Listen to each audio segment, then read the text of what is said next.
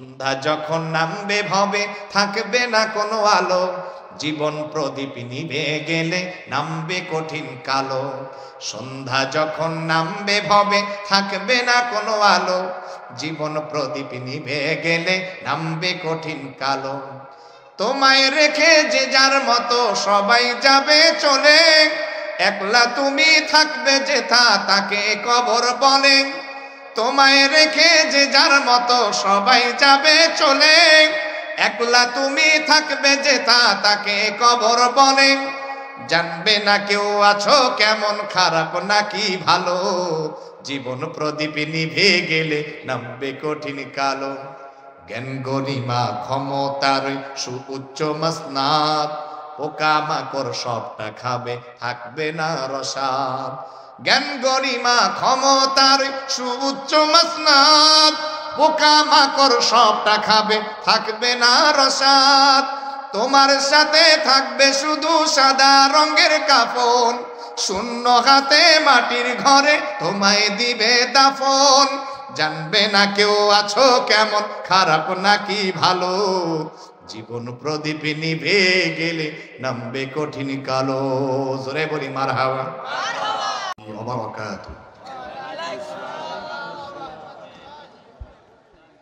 إن الحمد لله الأكرم الذي خلق الإنسان وكرم وعلمه من البيان ما لم يعلم، فسبحان الذي لا يحصى امتنانه باللسان ولا بالقلم، ونشهد أن لا إله إلا الله وحده لا شريك له، وأشهد أن محمدًا عبده ورسوله الذي أرسله بالحق بشيرا ونذيرا وداعيا إلى الله بإذنه وسراجا منيرا. فقد قال الله تبارك وتعالى في كلامه المجيد وفي فرقانه الحميد. প্রাণ ভরে তেলাওয়াত করুন, আউযু বিল্লাহি মিনাশ শাইতানির রাজীম, বিসমিল্লাহির রহমানির রহিম। ইন্নাল্লাহা আশতারা মিনাল মুমিনিন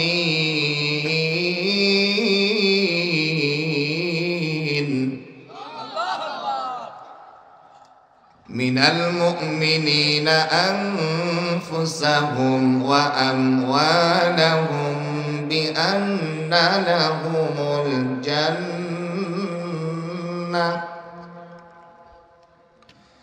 يقاتلون في سبيل الله،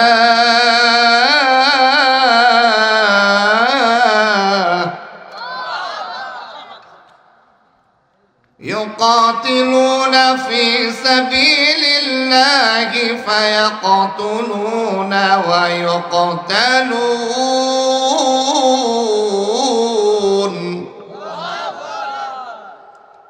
عن عثمان بن عفان رضي الله تعالى عنه قال قال النبي صلى الله عليه وسلم خيركم من تعلم القرآن وعلمه، أو كما قال عليه الصلاة والسلام. وقال تعالى في شان حبيبه آمرا ومخبرا إن الله وملائكته يصلون على النبي يا أيها الذين آمنوا صلوا عليه وسلموا تسليما. اللهم صل على محمد النبي الأمي وعلى آله وسلم تسليما. প্রাণ ভরে জিকির করি লা ইলাহা ইল্লাল্লাহ।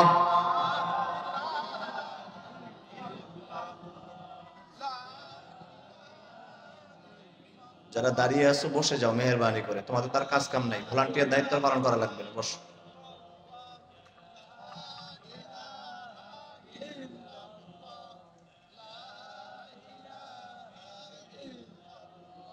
ছুটে আয় শাহ জালালের নির্ভীক সৈনিকেরা, খতম কর গোবিন্দের ওই চেলা চামুন্ডা গুলা।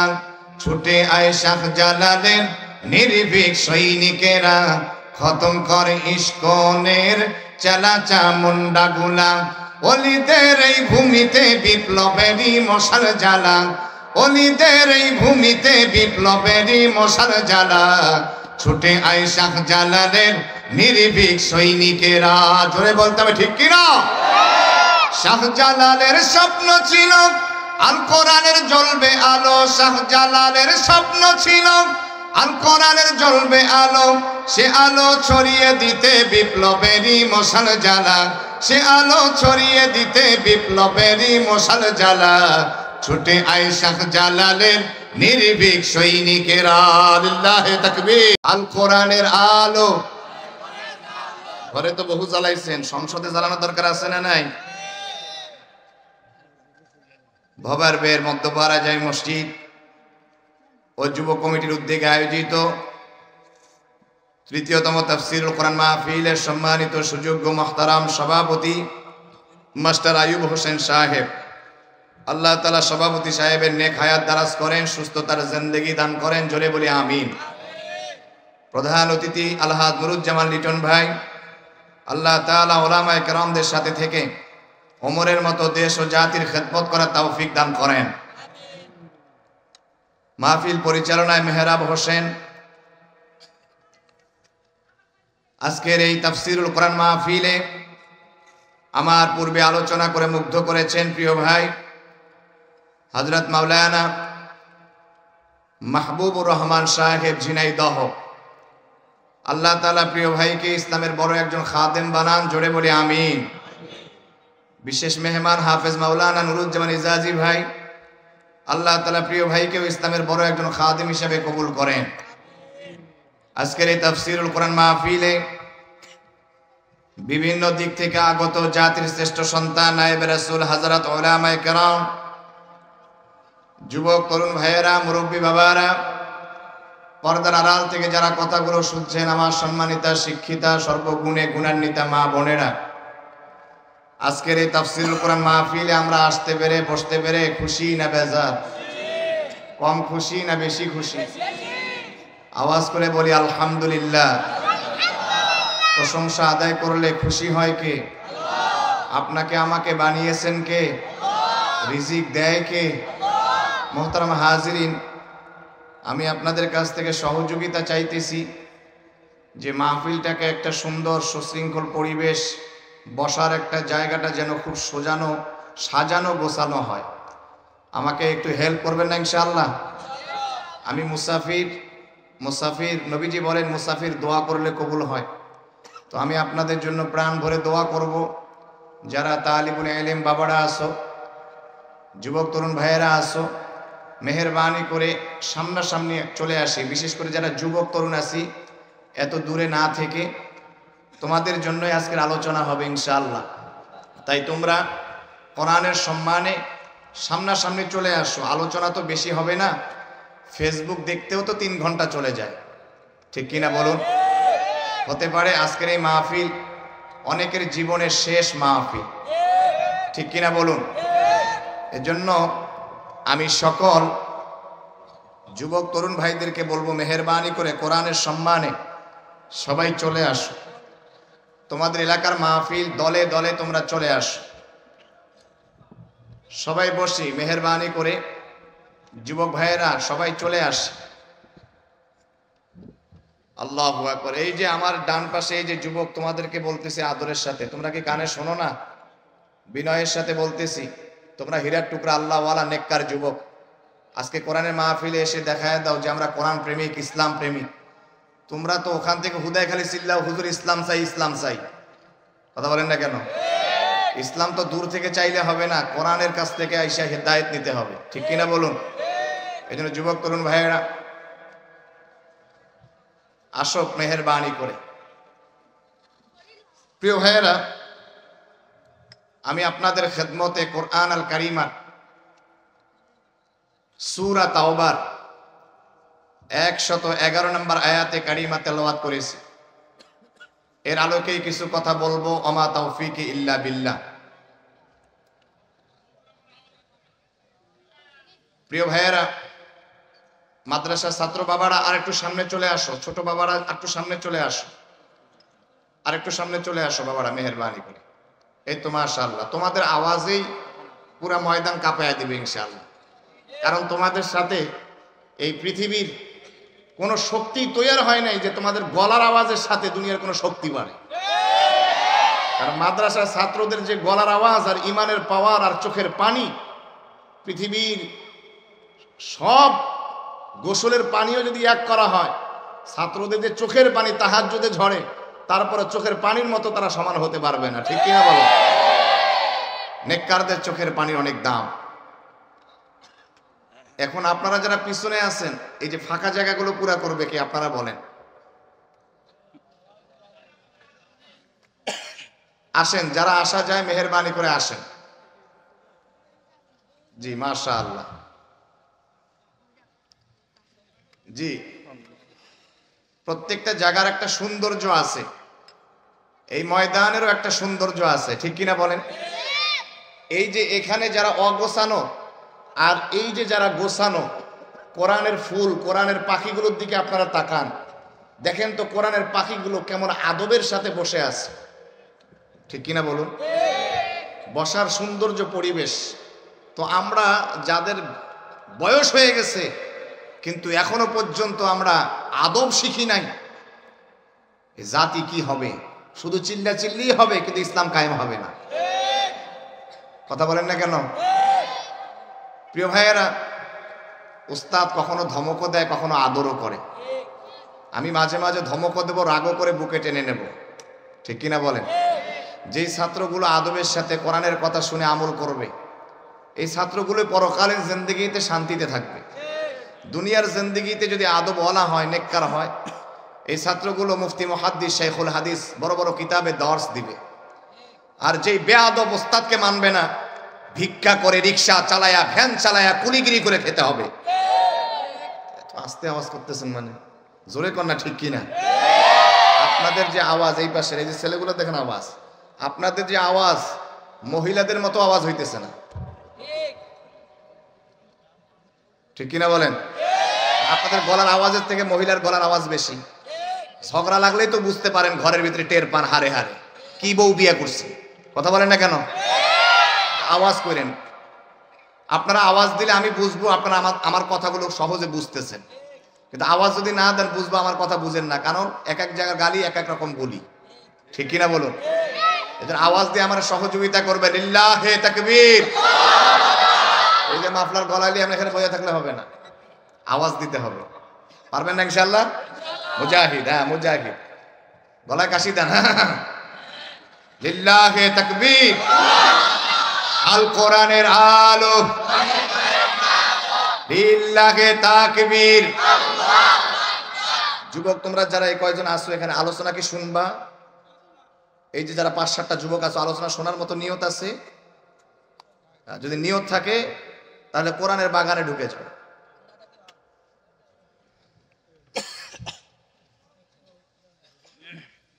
মুসলমান ভাইরা রে আমার, আল্লাহ রাব্বুল আমিন সূরা তাওবার 111 নম্বর আয়াতে আল্লাহ পাক বলছেন, ইন্নাল্লাহা আশতারা মিনাল মুমিনিনা আনফুসাহুম ওয়া আমওয়ালাহুম বিআন্না লাহুমুল জান্নাহ।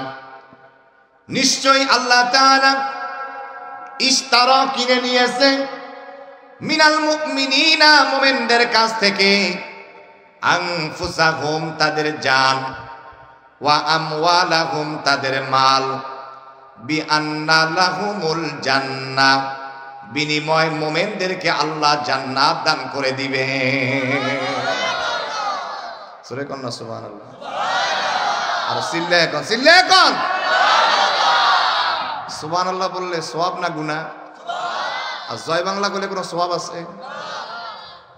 জয় বাংলার মধ্যে আওয়াজ হয়, আর সুবহানাল্লাহ আওয়াজ হয় না।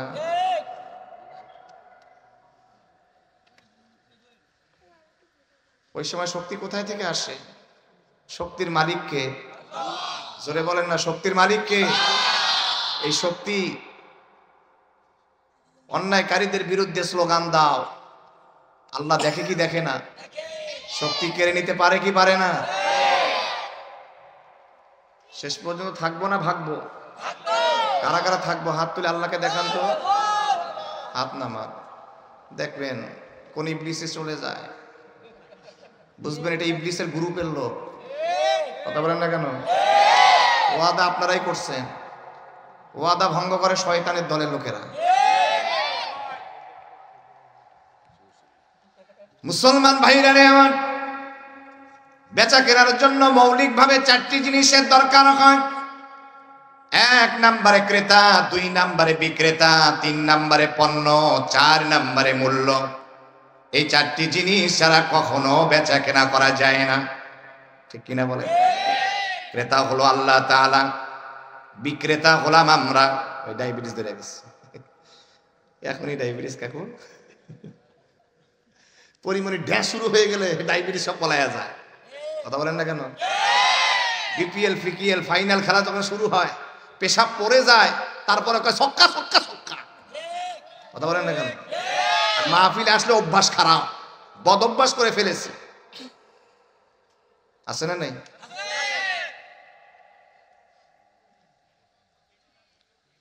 কষ্ট হইতেছে? মাঝে মাঝে হক কথা বলা যাবে তো ইনশাআল্লাহ।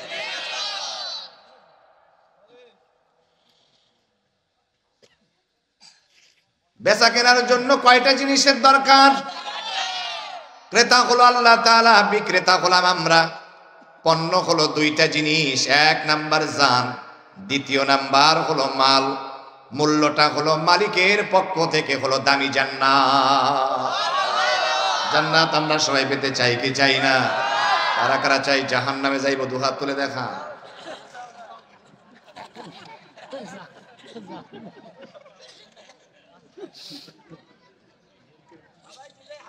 হ্যাঁ, ভুলে হাত তুলে ফেলছে, ঠিক না? সজাগ থাকতে হবে, ঘুমায় থাকলে হবে না। আমি মাঝে মাঝে কিন্তু পরীক্ষা করব। ওই বক্তা পাইছেন না, চোখ বন্ধ করে ওয়াজ শুরু করে দেব, ওই বক্তা না। যেই দিকেই তাকাইবেন সেই দিকে ভেজাল আছে না নাই? এজন্য মাঝে মাঝে বলি লাল নীল সাদা বেগুনি রং বেরঙের সিলমারা ভেজাল কোনটাতে আছে যায় না সহজে ধরা। ভেজাল কোনটাতে আছে যায় না সহজে ধরা। কও না কেন? ঠিক কিনা কও না কেন?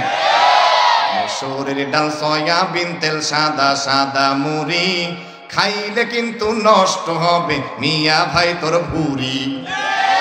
খাঁটি মধুর কথা ওদের মুখে মুখে শুনি, আসলে নয় খাঁটি মধু মিশায় তাতে চিনি। ইউরিয়া সারে মুড়ি ভাজে সয়াবিনে পামেল ভরা ভেজাল কোনটাতে আছে যায় না সহজে ধরা। যখন ওটে পেটের বিষ ভাই হয় রে আল্লাহর দিশ, ক্ষমা চায় প্রভুর তরে মুখে বলে ইস। ছদ্মবেশে মসজিদে কেউ ঘোরাফেরা করে, সুযোগ পাইলে মুসল্লিদের জুতা চুরি করে।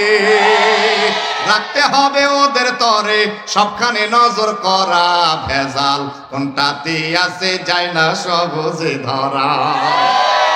আধুনিকা মেয়েরায় আবার চুলগুলোকে কেটে রাস্তা দিয়ে চলে পুরুষের মতো হেঁটে। সাজানো মেকআপ করে মুখটা বানায় ধলা, যায় না রে অনুমান করা ফর্সা নাকি কালা। জীবন সঙ্গী বাইসা নিও, যারা বিয়ে করো নাই জীবন সঙ্গী বাইসা নিও, খাইও না সে থাই ধরা। ভেজাল কোনটাতে আছে যায় না সহজে ধরা। লিল্লাহে তাকবীর। আপনাদের এই পাশে আওয়াজ হইতেছে না, আমার মনে হয় আপনারা আওয়ামী লীগ করেন, আপনাদের আওয়াজ নাই।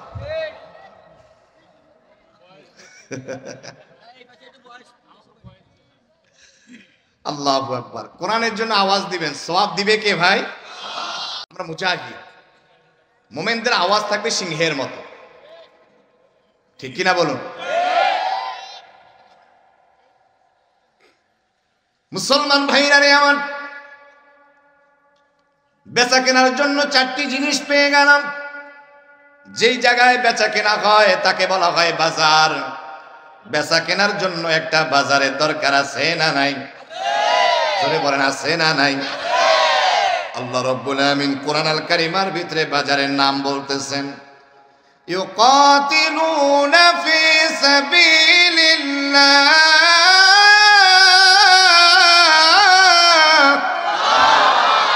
আল্লাহ রাব্বুল আমিন বলেন ইউকাতিলুনা ফি সাবিলিল্লাহ, ওরা আল্লাহর পথে লড়াই করতে গিয়া ফায়াকুতুলুনা ওয়া ইউকতালুন, আগে কাফের বেঈমানদেরকে মারবে, তারপরে মুমিনেরা মরে যাবে। সুবহানাল্লাহ। আগেই যদি মরে যান, কাফের বেঈমানদেরকে মারবেন কখন? কথা বলেন না কেন? পুরা পৃথিবীতে মুসলমানদেরকে মেরে মেরে শেষ করে দিতেছে। মায়ের সামনে সন্তানকে মারে, স্বামীর সামনে স্ত্রীকে ধর্ষণ করে, স্ত্রীর সামনে স্বামীকে মারে, মা বাবার সামনে শিশুদেরকে, নিষ্পাপ বাচ্চাদেরকে গুলির আঘাতে, তলোয়ারের আঘাতে টুকরা টুকরা করে মা বাবার সামনে পর্যন্ত দুনিয়া থেকে বিদায় করে দেওয়া হচ্ছে। ও জাতি ঘুমিয়ে থাকলে হবে না, দেওয়ালে পিঠ ঠেকে গিয়েছে। পুরা পৃথিবীতে এখন বিজয়ের সুসংবাদ চলতেছে। আফগান দীর্ঘদিন আমেরিকা 20টা বছর থেকে আফগানের আল্লাহওয়ালা মুসলিমদেরকে দুনিয়া থেকে বিদায় করার জন্য হাজারো ষড়যন্ত্র চক্রান্ত করেছে। গুটি কিছু ঈমানওয়ালা আল্লাহওয়ালাদের ডান্ডার বাড়ি খেয়ে, লাঠির পিটা খেয়ে আফগানের মাটি থেকে পালাইতে বাধ্য হয়েছে তারা। সিরিয়া দীর্ঘদিন থেকে জুলুম নির্যাতন মুসলমানদের প্রতি। শুধু বসে থাকলে হবে না, শুধু তসবিহ গণলে হবে না, মাঝে মাঝে লাঠির ডান্ডা পিটা করে এদেরকে, জালিমদেরকে উচিত শিক্ষা দিতে হয়। প্রিয় ভাইয়েরা, এই জন্য আল্লাহ পাক বলছেন ইউকাতিলুনা ফি সাবিলিল্লাহ, মুমিনরা আল্লাহর পথে লড়াই করতে গিয়া ফায়াকুতুলুনা ওয়া ইউকতালুন, আগে মারবে তারপরে মুমিনরা মরে যাবে। সুবহানাল্লাহ।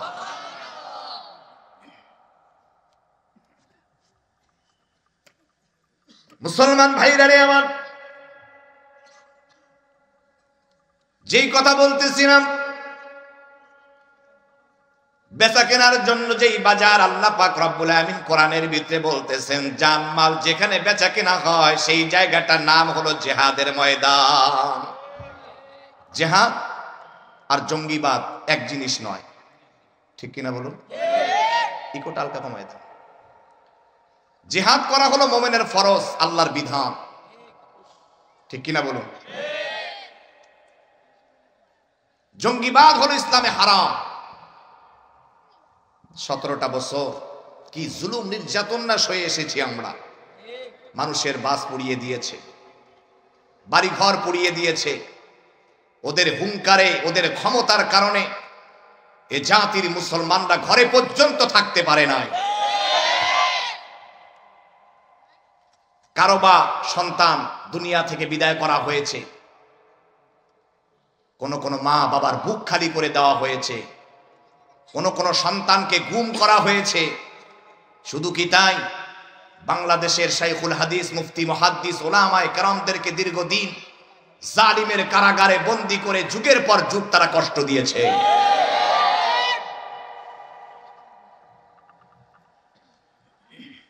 প্রিয় ভাইয়েরা, কি অপরাধ ছিল কোরআনের বুলবুলি, কোরআনের পাখি আল্লামা দেলোয়ার হোসেন সাইদি সাহেবের?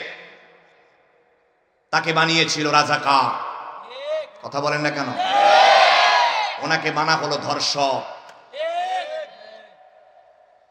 যাকে ধর্ষণ করা হয়েছে তাকে যখন কোর্টে তোলা হলো, বলা হলো তোমাকে সাইদি সাহেব কি ধর্ষণ করেছে? বলে হ্যাঁ। আচ্ছা, সাইদি সাহেব ধর্ষণ করেছে 71-এ, তোমার বয়স কত? তোমার জন্ম সাল কত? কত সালে জন্ম নিয়েছো? বলে আমি জন্ম নিয়েছি 75 সালে।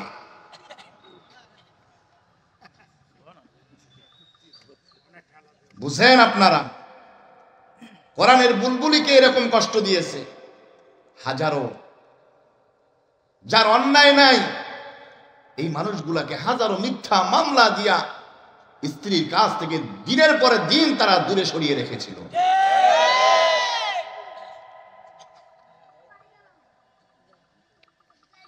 এই বসো, এই ছেলে উঠছো কেন? কোনোটাই করা যাবে না, বসে থাকো বাবা, কলিজার টুকরা। প্রিয় ভাইয়েরা, এজন্য তো আল্লাহ পাক বলছেন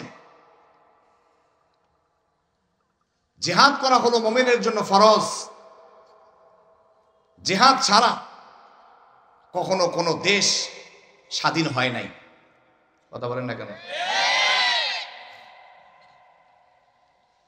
আজকে সিরিয়ার দিকে তাকান, জিহাদ ছাড়া সিরিয়া আজকে বিজয় হতো না। জিহাদ আছে বলেই সিরিয়া বিজয় হয়েছে। আফগান বিজয় হতো না যদি আফগানের মাটিতে ইমানওয়ালাদের রক্ত না ঝরতো। যেই জমিনে আল্লাহর রক্ত ঝরে সেই জমিনে কালেমার পতাকা পথ পথ করে উঠতে থাকে।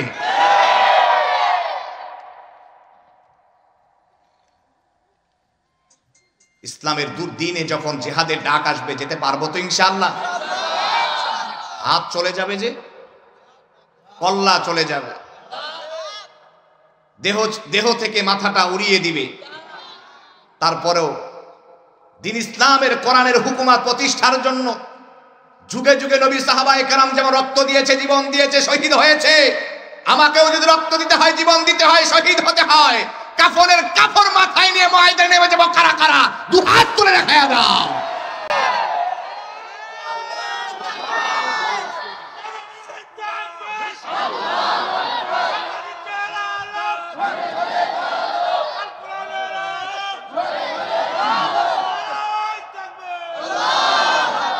বলছিলাম আপনাদের আওয়াজ বাইর হয় না, আর এই বাচ্চাগুলো দেখেন কি হুঙ্কার। অর্থাৎ এদের ইমানের তেজ বেশি, এই জন্য গলার আওয়াজ বেশি। আপনাদের ইমানের তেজ কম, গলার আওয়াজ কম। কথা বলেন না কেন? ইমানে নূর থাকতে হয়। যার ইমানে নূর বেশি তার আওয়াজের সত্যতা, হকের আওয়াজ বেশি, ঠিক কিনা? বৃষ্টি যেই পাশে, ছাতা সেই পাশে। যারা সুবিধাবাদে জিন্দাবাদে মোমেন হতে চায়, আসলে সুবিধাবাদে জিন্দাবাদে কখনো মোমেন হওয়া যায় না।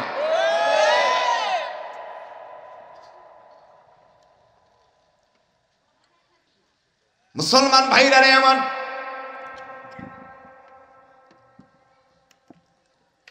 আল্লাহ রাব্বুল আলামিন কোরআনের ভিতরে বললেন, নিশ্চয়ই আল্লাহ কিনে নিয়েছে মোমেনদের কাছ থেকে তাদের জান আর মাল।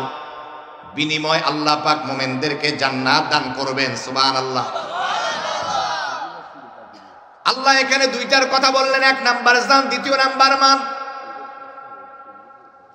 বলেন তো আপনারা এই জানের মালিক কি? আপনারা আওয়াজ দেন জোরে, বলেন জানের মালিক কে? জানের মালিক কে? মালের মালিক কে? সন্দেহ আছে?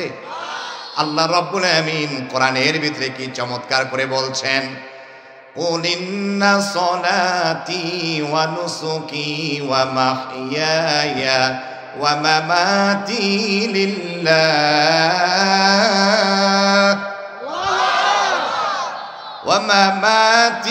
لِلَّهِ رَبِّ الْعَالَمِينَ।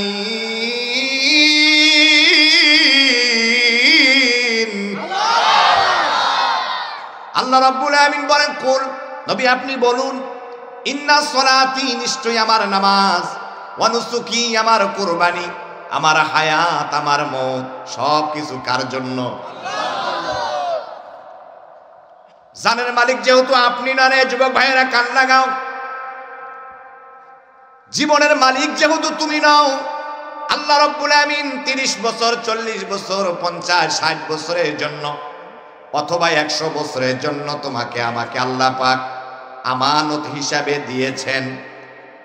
এই 60-70 বছরের জিন্দেগিতে আল্লাহ পাকের আমানতের জীবন পেয়ে 3 ঘন্টা সিনেমা হলে গিয়ে সিনেমা দেখতে তুমি পারবা না। কথা বলেন না কেন? আল্লাহ সিনেমা দেখার জন্য তোমাকে জীবন দেয় নাই। এই যুবক ভাইয়েরা কান লাগাও, তুমি যে মোবাইলের ভিতরে টিকটক করো, আল্লাহ কিন্তু তোমাকে টিকটক করার জন্য জীবন দেয় নাই। কথা বলো না কেন? আল্লাহ পাক তোমাকে এই জন্য জীবন দেয় নাই। তুমি 3 ঘন্টা গান বাজনা সরে গিয়া বিভিন্ন ফুটটা যায় গান শুনবা। আল্লাহ কিন্তু এই জন্য তোমারে আমারে জীবন দেয় নাই, যেহেতু তুমি জীবনের মালিক নও। জীবনের মালিক যেহেতু আল্লাহ, তোমার জীবনটা সব সময় আল্লাহর রাস্তায় খরচ করতে হবে, ঠিক কিনা? ও যুবক ভাইরা রে আমার, আল্লাহ পাক তোমাকে জীবন দিয়েছেন আল্লাহর রাস্তায় খরচ করার জন্য। উলামায়ে কেরামের দলে থেকে 3 দিনে তুমি বের হয়ে যাও। উলামায়ে কেরামের দলে থেকে তুমি 40 দিনে চিল্লায় বের হয়ে যাও। উলামায়ে কেরামের দলে থেকে তুমি দেশের খেদমত করো, জামাতে বের হয়ে যাও। আল্লাহ পাকের এই জীবনটা দিয়া আল্লাহর রাস্তায় তুমি খরচ করো। আল্লাহ তোমাকে জীবন দিয়েছেন আল্লাহর রাস্তায় খরচ করার জন্য। আল্লাহ পাকের এই জীবন দিয়ে প্রতিদিন তুমি কমপক্ষে 2টা মুসল্লিকে বেনামাজিকে দাওয়াত দাও। সে যদি তোমার দাওয়াত পেয়ে নামাজ আদায় করে, ও যতদিন নামাজ আদায় করবে তোমার আমল নামায় নামাজের সওয়াব পৌঁছতে থাকবে। সুবহানাল্লাহ। আল্লাহ পাক জীবন দিয়েছেন তোমাকে আল্লাহর রাস্তায় খরচ করার জন্য। আল্লাহ পাকের এই জীবনটা দিয়ে আল্লাহর রাস্তায় তুমি খরচ করো। যুবক, আল্লাহ পাক তোমাকে জীবন দিয়েছেন মা বাবার খেদমত করার জন্য। আল্লাহ পাক তোমাকে জীবন দিয়েছেন 5 ওয়াক্ত নামাজ আদায় করবা। আল্লাহ তোমাকে জীবন দিয়েছেন তাহাজ্জুদের নামাজে দাঁড়ায়া যাইবা, গভীর রাত্রি বেলা উঠে নামাজ আদায় করবা, চোখের পানি ঝরাইবা। আল্লাহ পাক এই জন্য তোমাকে জীবন দিয়েছেন। আমরা জীবন কি করি? বিভিন্ন জায়গার ভিতরে গিয়া শয়তানের দলে গিয়ে আমরা আমাদের জীবনের সময়গুলো নষ্ট করতেছি। এই জীবন সম্পর্কে কিয়ামতের ময়দানে আল্লাহ পাক জিজ্ঞেস করবেন, বান্দারে তোমাকে যে জীবন দিয়েছিলাম এই জীবনের সময়টা তুমি কোন কাজে অতিবাহিত করেছিলে? জীবন সম্পর্কে হিসাব হবে কি হবে না বলেন? তুমি যদি বলো আল্লাহ আমি বামপন্থী রামপন্থী দলের নেতাদের সাথে ঘুরে ঘুরে আমার জীবন শেষ করেছি, ওই নেতারও খবর আছে, তোমারও খবর আছে, ঠিক কিনা বলে? দুনিয়ায় নেতাগিরি চলে কিন্তু আখিরাতে কোনো নেতাগিরি চলবে না, ঠিক কিনা বলেন? দুনিয়ায় নেতাগিরি করে নমরুদ ফেরাউন দুনিয়ার বড় বড় বাদশারাও বাঁচতে পারে নাই, ঠিক কিনা বলেন? অহংকার করে দাম্ভিকতা দেখিয়ে আপনিও চললে আপনার ক্ষমতা বেশি দিন নয়। শেখ হাসিনা থেকে শিক্ষা নিতে হবে। 40 সাল 42 41 সাল তুমি কইলেই হবে মগের মুল্লুক 41। ক্ষমতার মালিক কে? ব্যাসদের সাথে ক্ষমতা কেড়ে নিতে পারে কে? পৃথিবীতে কেউ স্থায়ী হয় না, পৃথিবীতে কেউ স্থায়ী হয় না, হোক না সে ফেরাউন কিবা নমরুদ, কেউ ভবে চিরকাল রয় না, কেউ ভবে চিরকাল রয় না, ঠিক না? কপালে চুমু দিয়ে বলি, বুকে জড়িয়ে ধরে বলি, কান লাগান। কত আর ক্ষমতা দেখাবে মানুষে? প্রিয় ভাইয়েরা, বন্ধুরা আমার, মালের দিকে আসেন এবার। আল্লাহ পাক রব্বুল আমিন আমাদেরকে ফকির বানিয়েছেন। আমরা হলো গোলামের ঘরের গোলাম, ফকিরের ঘরের ফকির। কোরআনের ভিতরে আল্লাহ পাক বলেন, ওয়াল্লাহুল গনি ওয়া আনতুমুল ফুকারা, তোমরা হলো গরিব আর আমি হলাম ধনী। সুবহানাল্লাহ। আল্লাহ হলো ধনী, আমরা ফকির। কিসের এত অহংকার? কিসের এত ক্ষমতা? দেখেন না বাহিরের ভিতরে বড় বড় বিল্ডিং গুলাকে আল্লাহ তাআলা ধুলিস্যাৎ করে দিয়েছে, জমিনের সাথে ডাবাইয়া দিয়েছে। পরে বলে আমি একটা রুটির মালিক। কথা বলেন না? বড় বড় বিল্ডিং এর মালিক ছিল, কিন্তু আল্লাহ চাইলে বিল্ডিং সহ জমিনে ডাবাই দিতে পারে, ঠিক কিনা বলেন? জবানের পাওয়ার দেখাও, ক্ষমতা দেখাও, আল্লাহ চাইলে জবান কেড়ে নিতে পারে। হাতের পাওয়ার দেখাও, আল্লাহ চাইলে হাতকে প্যারালাইজ করে দিতে পারে। পায়ের ক্ষমতা দেখাও, আল্লাহ চাইলে পায়ের ক্ষমতা শেষ করে দিতে পারে, বিকলাঙ্গ করে দিতে পারে আল্লাহ পাক।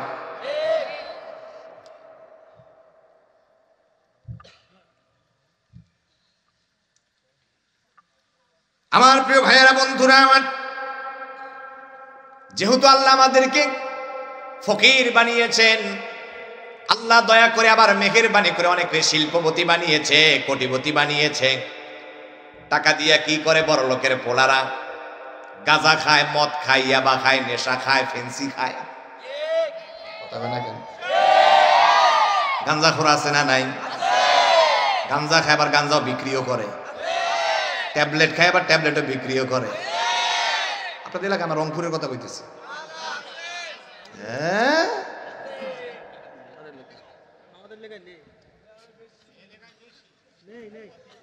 এত ক্ষমতার অদল বদল, সবাই খালি তামাশা দেখায় গেল জাতিকে। এখনো পর্যন্ত কোরআন দিয়ে এখনো দেশ চালাইতে পারলো না। আল্লাহর কসম করে বলি, এই কোরআন যদি সংসদে চলে যায়, কোরআন দিয়ে যদি এই দেশ সমাজ চলে, এই সমাজের এই ভিতরে একটা গাঁজাখোর খুঁজে পাওয়া যাবে না, একটা নেশাখোর খুঁজে পাওয়া যাবে না। নেশা খাইলেই কমপক্ষে 40টা বাড়ি পাশার মধ্যে, ঠিক কিনা বলেন?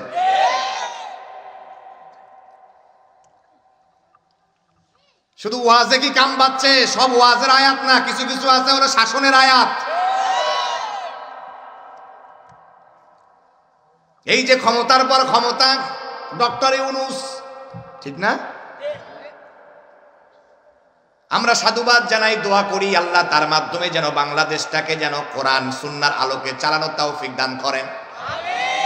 কিন্তু ক্ষমতায় যারা আসবে, আল্লাহ শুরুতেই বলে দিয়েছেন, আল্লাযীনা ইম্মাক্কান্নাহুম ফিল আরদ ওয়া আকামুস সালাহ। জমিনে আমি যাদেরকে ক্ষমতা দেব, 1 নাম্বার আকামুস সালাহ, নামাজকে কায়েম করে দিবে। এই যে একের পরে এক আসছে, কেউ কি এখনো পারছে? কথা বলেন না কেন? এটা আল্লাহর বিধান। ওয়া আতাউজ যাকাত, যাকাত ভিত্তিক আইন চালু করবে। ওয়া আমারু বিল মারুফ, সৎ কাজের আদেশ করবে। ওয়া নাহাউ আনিল মুনকার, অসৎ কাজে বাধা দিবে। 4টা কর্মসূচি। সুবহানাল্লাহ। এত কিছু তো দেখা লাগে না। আগে নামাজের আইনটা পাস করো, পরে আস্তে আস্তে করে। এদেশের যুবকেরা যখন নামাজি হবে, কলেজ ইউনিভার্সিটিতে, শিক্ষাঙ্গনে, গণভবনে, অফিস আদালতে, সব জায়গায় যখন নামাজ কায়েম হয়ে যাবে, নামাজ কায়েম হয়ে গেলে মানুষগুলো নেককার হতে থাকবে, ঠিক কিনা? পাপাচার থাকবে না, গুনাহ থাকবে না।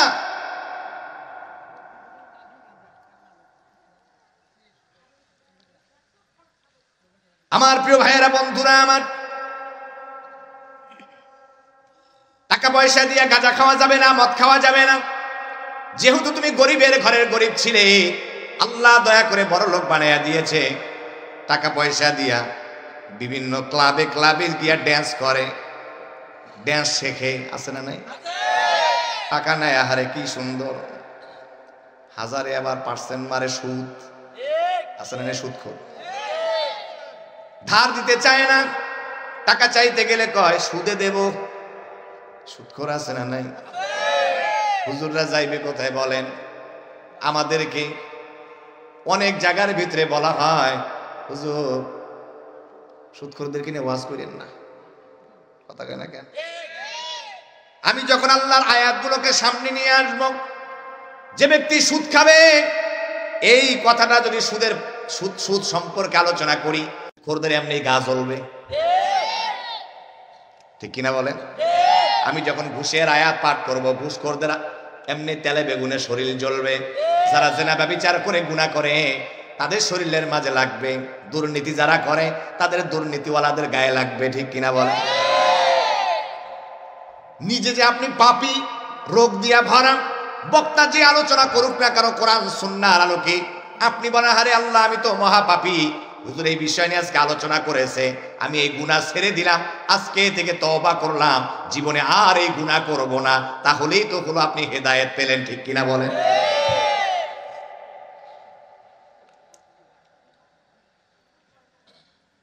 মাল দিয়ে কি করব আমরা? ব্যাংসন সিগারেট কিনে খাবো? সেটা নাই। সিগারেট খাওয়া জায়েজ আছে? ধোয়ার পিছে আমরা টাকা উড়াই, ঠিক কিনা? মুখটা হয়ে যায় দুর্গন্ধ, ফেরেশতা কাছে আসে না, ঠিক কিনা বলেন? বিড়ি ছাড়ার দরকার আছে না নাই? কষ্ট পেন না, কপালে চুমু দিয়ে বলি আপনার সাথে আমার দুশ্মনী না, আমি আপনাদেরকে চিনিও না, কিন্তু কোরআন সুন্নাহর আলোকে যেই কথাগুলো জানানো দরকার, মাহফিলটা হলো গুনাহ মাফের মাহফিল, চোখের পানি ঝরানোর মাহফিল। এখানে আসলে ঈমান আমল নিয়ে বাড়িতে যাওয়া যায়, আমলের জন্য, ইসলাম হওয়ার জন্য, পরিবর্তনের জন্য কথাগুলো আমরা বলি।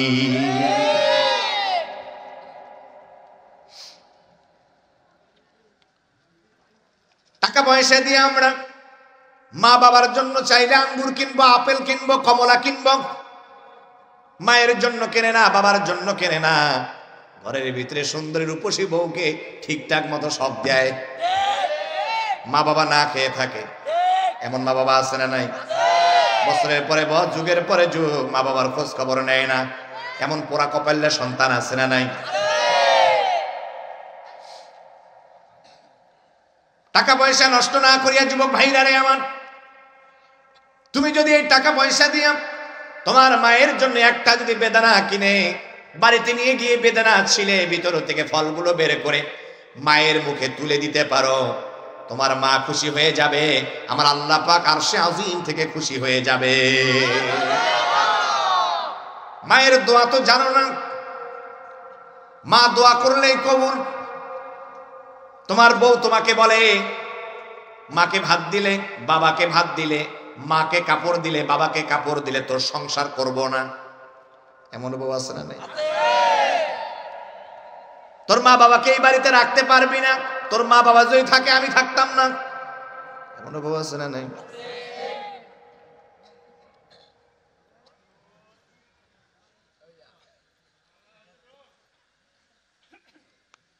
কষ্টে বুকটা ফেটে যায়।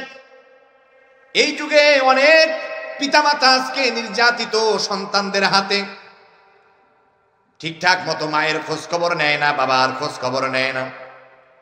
আমাদের কাছে অনেক অভিযোগ আসে প্রিয় ভাইয়েরা, সম্মানিত বন্ধুগণ আমার, মায়ের খেদমত করো, বাবার খেদমত করো।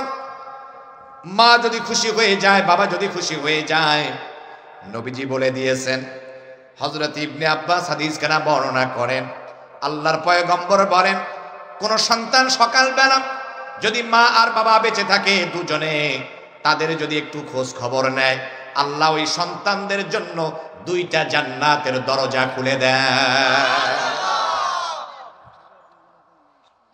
কোন সন্তান যদি মা বাবার চেহারার দিকে নেক নজরে তাকায়, আল্লাহ রব্বুল আমিন তার আমল নামায় একটা কবুল হজের সওয়াব লিখে দেয়। আল্লাহ তো তোমাকে জান এই জন্যই দিয়েছেন, এই জীবন দিয়ে মায়ের খেদমত, বাবার খেদমত করবা। আমার সম্মানিত বন্ধুগণ আমার, মা বাবার আমরা খেদমত করতে চাই না, বরংস আল্লাহর ওলিদের জীবনী আপনি খুলে দেখেন, সাহাবায়ে কেরামদের জীবনী আপনি খুলে দেখেন, দেখবেন মা বাবার দোয়ার বরকতে আল্লাহ পাক অনেক সন্তানকে আল্লাহর ওলি বানায়া দিয়েছে। সুবহানাল্লাহ। হযরতে বাইজিদের ঘটনা আপনারা জানেন। মা দুঃখিনী রাত্রিবেলা পিপাসা লেগেছে, সন্তানকে বলতেছে আব্বু পানি খাওয়াও। মা অসুস্থ মানুষ, যখন বলেছে, হযরতে বাইজিদ ছোট মানুষ, উঠে ঘরের ভিতরে কলসের মাঝে খোঁজাখুঁজি করে দেখে পানি নাই। আগে তো কুয়া ছিল, কুয়ার কাছ থেকে পানি আনতে দেরি হয়ে গিয়েছে। হযরতে বাইজিদ ছোট্ট মানুষ এসে দেখে মা দুঃখিনী ঘুমিয়ে গিয়েছে। সারা রাত হাতের মাঝে পানি নিয়া হযরতে বাইজিদ দাঁড়ায় আছে। মায়ের ঘুম ভেঙে গেল, সন্তানকে বলে, বাবা তোমার হাতে পানি কেন? বলে, মা তুমি তো রাত্রিবেলা পানি চেয়েছিলে, ঘরে পানি ছিল না, কুয়া থেকে পানি আনতে দেরি হয়ে গিয়েছে গো মা। আবার যদি তুমি পানি চাও, যথা সময় না দিতে পারি তোমার কষ্ট হয়ে যাবে। এই জন্য আমি তোমার সন্তান বাইজিদ সারাটা রাত তোমার জন্য পানি নিয়ে অপেক্ষা করতেছি। সুবহানাল্লাহ। মা দুঃখিনী পানি নিলেন, পান করলেন, বাইজিদ রহমতুল্লাহ আলাইহিকে শোয়া দিলেন। মা এবার নামাজ আদায় করলেন, আল্লাহর দিকে দুখানা হাত পেতে আল্লাহকে বলতেছেন, রব্বুল আলামিন, আল্লাহ তাআলা, আমি আমার সন্তানের প্রতি আজকে খুশি হয়ে গিয়েছি। আল্লাহ দয়া করে মেহেরবানি করে আপনিও খুশি হয়ে যান। জামানার বড় আল্লাহ, আপনি আমার সন্তানটারে ওলি বানায়া দিয়ে। ওই দিন যে মা দোয়া করেছিল নামাজে, আমার আল্লাহ তাআলা মায়ের দোয়ার বরকতে হযরতে ছোট্ট বাইজিদকে বড় ওলি বানায়া দিয়েছে। এই যুবক ভাইয়েরা, পেরেশানি কেন যায় না? বউয়ের কেন লাত্তি খাইতে হয়, ভুদা খাইতে হয়, বটির কোপ খাইতে হয়? আসলে নাই। মায়ের বদদোয়া আছে, বাবার বদদোয়া আছে তোর উপরে। বউ যা বলে তাই শোনো, বউ যা বলে তুমি তাই শোনো। মাকে গিয়া মারতে যাও, বাবাকে গিয়া মারতে যাও, এমন সন্তান আছে না নাই? নেশা খাওয়ার টাকা দেয় নাই, এই কারণে একটা ছেলে তার বাবারে খুন করে ফেলছে। শুধু কি তাই, ঐশীর মতো মেয়েটাও দেখেন, বাবা নেশার টাকা দেয় নাই দেখে ঐশী তার বাবাকে জবাই করে দুনিয়া থেকে বিদায় করে দিয়েছে। ঠিক কিনা বলেন? কেন যুবক ভাইরা এটা জানো? ঐশীর ভিতরে যদি আল্লাহর কোরআনের নূর থাকতো, ছোটবেলায় যদি কোরআন শিখাইতো, হাদিসের জ্ঞান ঢুকাইয়া দিত, তাহলে ঐশী জীবনে কোনোদিন মা বাবারে হত্যা করতো না।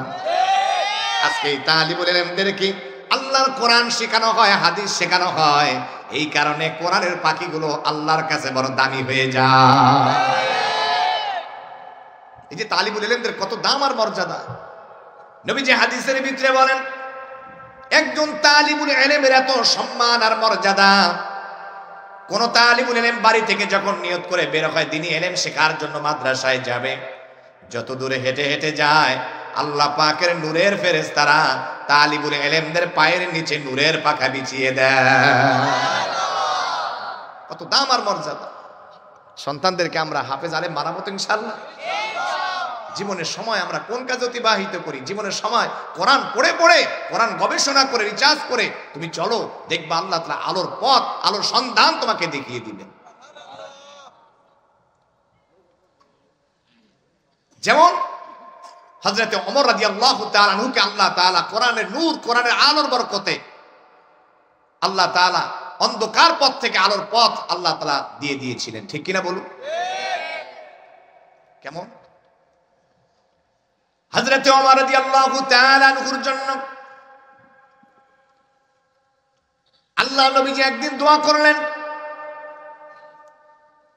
আয় আল্লাহ তাআলা, হিশামের ছেলে আবু জাহেল অথবা খাত্তাবের ছেলে ওমর, এই দুইজনের ভিতরে যে কোনো একজনকে আল্লাহ আপনি ইসলামের জন্য কবুল আর মঞ্জুর করে নেন। শুনতেছেন না? কষ্ট হইতেছে? খারাপ লাগতেছে?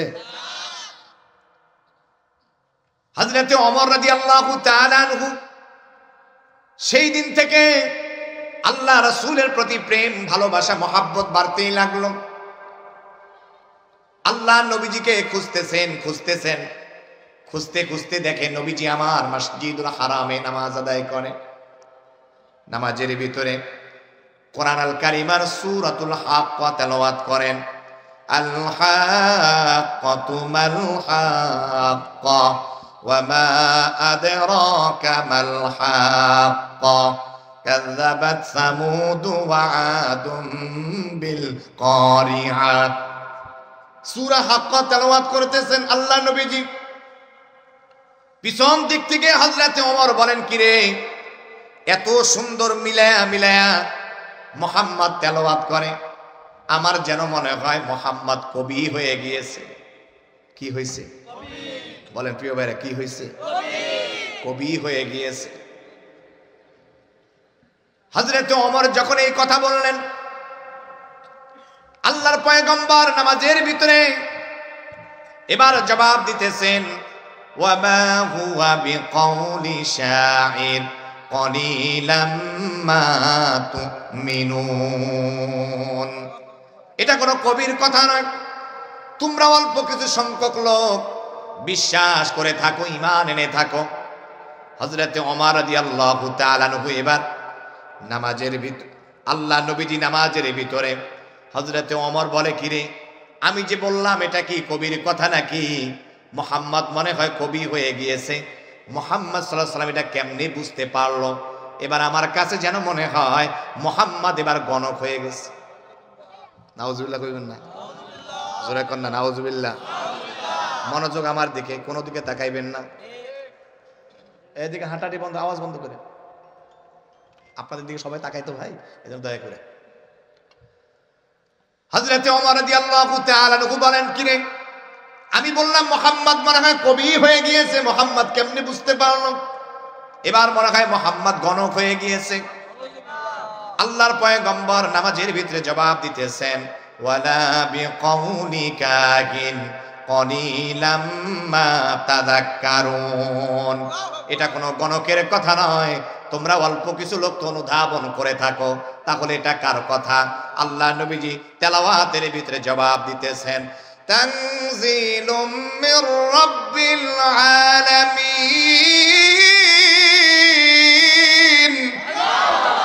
মহামান্বিত রব আল্লাহর পক্ষ থেকে নাজিল করা হলো কোরআন আল কারীম। সুবহানাল্লাহ। কোরআন কে নাজিল করেছেন? জোরে বলুন, কে নাজিল করেছেন?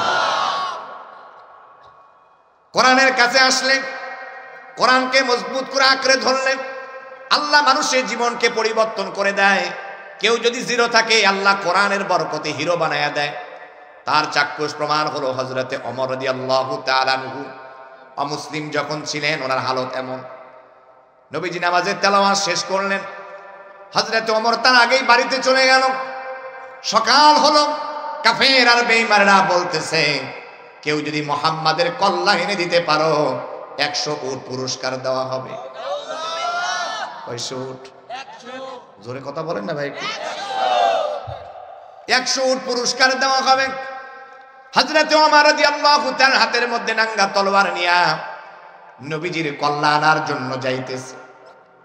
রাস্তার মাঝে একজনের সঙ্গে দেখা হয়ে গেল। দেখে বলতেছেন ওমর কই যাও তুমি? মুহাম্মাদের কল্লা আনার জন্য যাই। বলে আগে বাড়িতে গিয়া দেখো তোমার বোন যে ফাতেমা আছে বহু আগে কালেমা পড়ে মুসলমান হয়ে গিয়েছে। তিনি এবার বাড়িতে চলে গেলেন।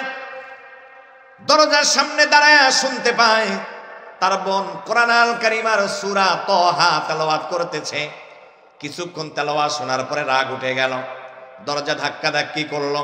হাতের মাঝে কোরআনের কপি দেখে আরো রাগ, বোনকে থাপড়ালো, রাগ করলো, পিটালো, শরীরটারে ক্ষত বিক্ষত করে দিল, রক্তাক্ত করে ফেললো। রক্ত মাখা শরীর দেখিয়া ভাইয়ের দিলের ভিতরে মায়া লেগে গেল।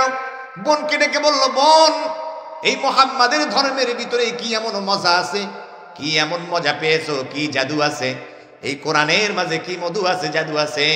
দে তো দেখি, দে তো দেখি।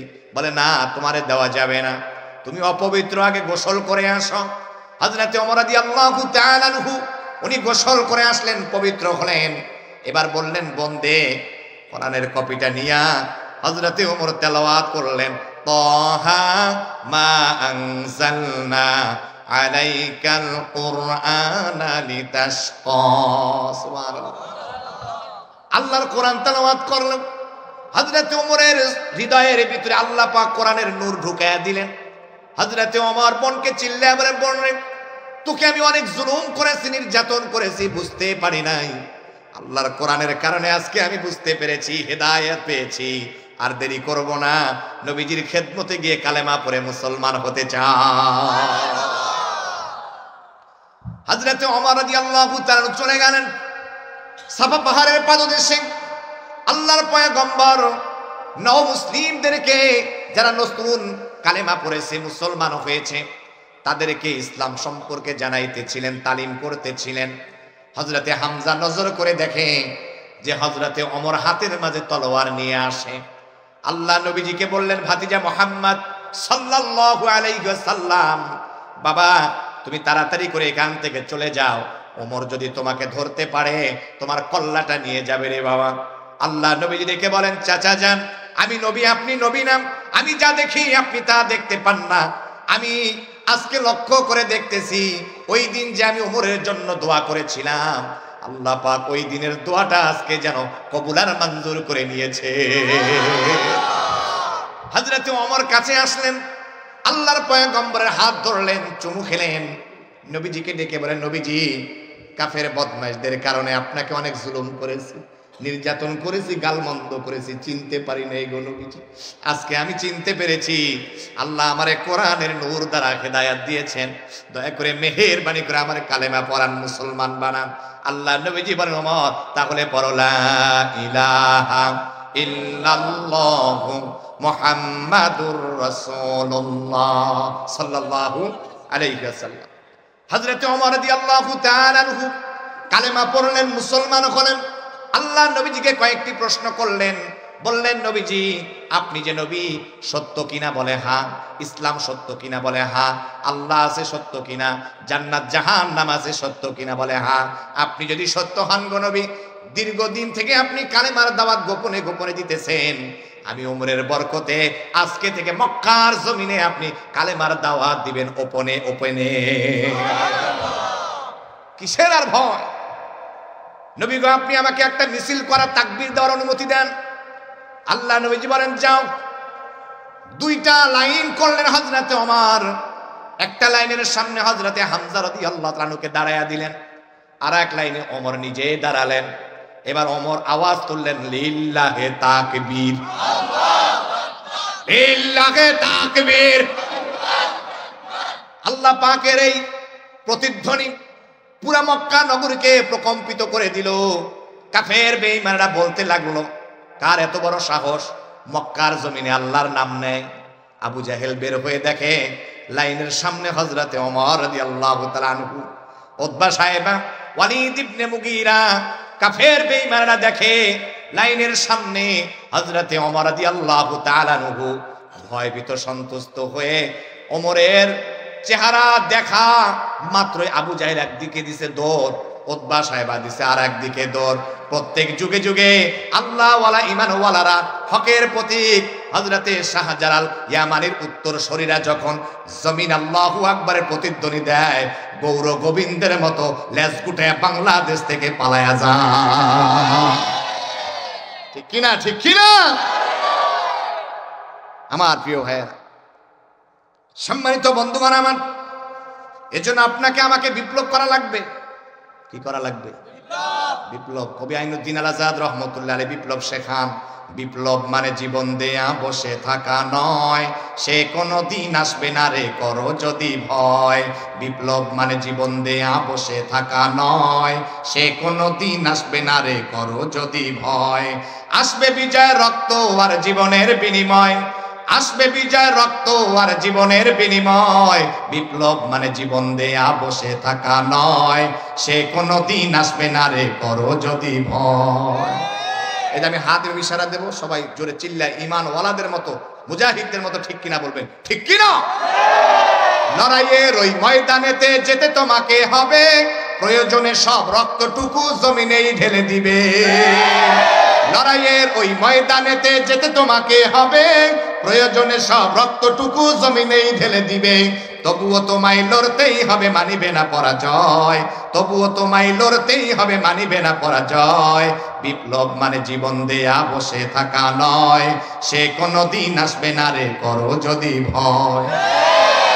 কোথা থেকে কোন ভিনদেশি শকুন আমার দেশে এসে সেবার নামে বসছিল জুড়ে মীর জাফরের বেশে। কোথা থেকে কোন ভিনদেশি শকুন আমার দেশে এসে সেবার নামে বসছিল জুড়ে মীর জাফরের বেশে। ওদের করতে নাস্তানাবুদ হতে হবে নির্ভয়, ওদের করতে নাস্তানাবুদ হতে হবে নির্ভয়। বিপ্লব মানে জীবন দেয়া বসে থাকা নয়, সে কোনো দিন আসবে না রে করো যদি ভয়। লিল্লাহে তাকবীর। মুসলমান ভাইরা রে আমার, কোরআনের কাছে আসলে আল্লাহ হেদায়েত দেয়। এজন্য আপনাকে আমাকে কোরআনকে আঁকড়ে ধরতে হবে। আল্লাহর বিধান রাসূলের তরিকা মতো আপনাকে আমাকে জীবন পরিচালিত করতে হবে, ঠিক কিনা বলেন? যেই ব্যক্তি আল্লাহর কোরআনকে হিফজ করবে, আল্লাহ পাকের এই কোরআন যারা হিফজ করবে, আল্লাহর পয়গম্বর হাদিসের ভিতরে বলেন একজন হাফেজে কোরআনের এত সম্মান আর মর্যাদা, আল্লাহ রাব্বুল আমিন কিয়ামতের কঠিন মুসিবতের দিনে হাফেজে কোরআনদেরকে ডেকে বলবেন, ও হাফেজে কোরআনেরা, গভীর রাত্রিবেলা সবাই ঘুমিয়েছিল, তুমি ঘুমাও নাই আমার কোরআনের সম্মানে। গভীর রাত্রি উঠে তাহাজ্জুদে নামাজ আদায় করেছো, চোখের পানি ঝরিয়েছো, আমার এই কোরআনটাকে তুমি সিনার ভিতরে গেঁথে নিয়েছো। রাত্রিবেলা সবক পড়েছো, আল্লাহর কোরআনকে তুমি মুখস্থ করার জন্য বারবার তেলাওয়াত করেছো, কষ্ট করেছো। কোরআনের সম্মানে আর ইজ্জতে করা ওয়ারতাকি ওয়ারাতিল কামা কুনতা তুরাতিল, এক একটা আয়াত পাঠ করো আর এক একটা সিঁড়ি বেয়ে জান্নাতের উপরে উঠতে থাকো।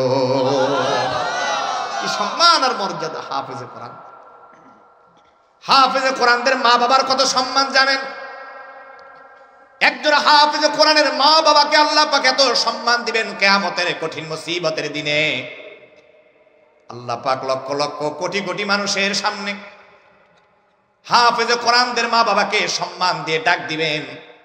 ফেরেশতাদেরকে বলবে, ফেরেশতারা এই যে দেখো রিকশা চালায়া দুনিয়ায়, ভ্যান চালায়া, কুলিগিরি করে পরিশ্রম করে ঘাম ছড়ায়, এই যে হাফেজে কোরআনের বাবা কত কষ্ট করেছে, মা দুঃখিনী মানুষের বাড়িতে কাজকাম করিয়া সন্তানদের জন্য আপেল নিয়ে আসছে। কেউ যদি মাকে আপেল দেয়, মা আপেল খায় না, এসে সন্তানকে খোঁজে, আমার বাবা, আমার কলিজার টুকরা জাদুমণি তুই কই, আয় তোর জন্য মজা নিয়ে এসেছি, বাবা তুই আপেলটা খা, খেয়ে বড় হ। মানুষ যদি কিছু দিয়েছে, মা দুঃখিনী খায় নাই, সন্তানের জন্য নিয়ে এসেছে, আল্লাহ বলবেন, বান্দারে, ও কোটি কোটি আমার বান্দারা, দেখো দুনিয়ায় এই মা দুঃখিনী নিজে না খাইয়া সন্তানরে খাওয়াইছে। আসলের মধ্যে 10 টাকা ছিল, ওইটা নিজে পান না খাইয়া সন্তানরে দিয়া দিছে, বাবা তুমি খাইও, মজা খাইয়া কইরো। মা এত কষ্ট করে সন্তানকে লালন পালন করেছে, দুনিয়ার সবচেয়ে দামি কিতাব আল্লাহর কোরআনকে মুখস্থ করার জন্য মা দুঃখিনী সর্বত্র চেষ্টা করেছে, সহযোগিতা করেছে। আজকে কোটি কোটি মানুষের সামনে, ও ফেরেশতারা, আমার হাফেজে কোরআনের মা বাবাদের মাথার মাঝে নূরের মুকুট আর নূরের তাজ পরিয়ে দাও। নূরের মুকুটের দাম বুঝেন আপনারা? দুনিয়ায় যে সূর্য দেখেন যত আলো দেয়, এক একটা মাথার তাজ থেকে, এক একটা মাথার তাজ থেকে সূর্যের আলোর চেয়ে বেশি আলো বের হতে থাকবে। সন্তানদেরকে হাফেজ আলেম বানানোর দরকার আছে না নাই? আল্লামা মামুনুল হক সাহেবের মতো শাইখুল হাদিস বানাবো, পারবো? আল্লামা আহমদ শফি হুজুরের মতো বড় শাইখুল হাদিস বানাবো, পারবো? মুফতি আমিনীর মতো বড় আলেম বানাবো, পারবো? আল্লামা কোরআনের সাইদি, আল্লামা দেলওয়ার হোসেন সাইদি সাহেবের মতো কোরআনের তাফসীর কারক বানাবো, পারবো? ডক্টর মিজানুর রহমান আজহারি দেখেন না, তাফসীর করতে আসলে লক্ষ লক্ষ মানুষ আয়, কোরআনের সম্মান দিয়েছেন, ঠিক কিনা? কোরআন সম্মান দিয়েছে তাদেরকে। প্রিয় ভাইয়েরা,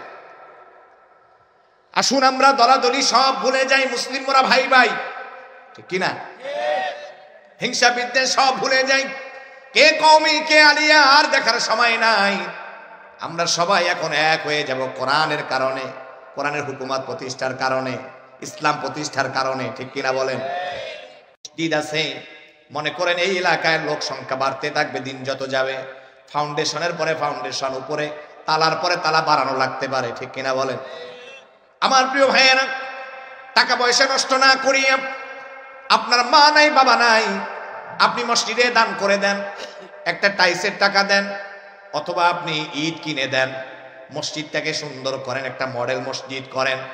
দেখবেন আল্লাহর ঘরে আপনি যে টাইলস দিয়েছেন, ওই জায়গায় যতগুলো মানুষ কিয়ামত পর্যন্ত সিজদা করবে, আপনার মা বাবা কবরে থেকে পাইতে থাকবে। মাদ্রাসা পাশে, এই যে তালিবুল ইলম, সবাই তো এখানে কোটিপতির সন্তান নয়, গরিব মায়ের তো সন্তান আছে। অনেক মা বাবা কষ্ট হয়ে যায় পড়ালেখা করাইতে, নিজে খাইতে পারে না, মা বাবা তারপর সন্তানরে একটা বড় স্বপ্ন আছে, আমি হলো বড় আব্দুল কাদের জিলানীর মতো বড় আলেম বানাবো, আমি আল্লামা মামুনুল হক সাহেবের মতো বড় আলেম বানাবো।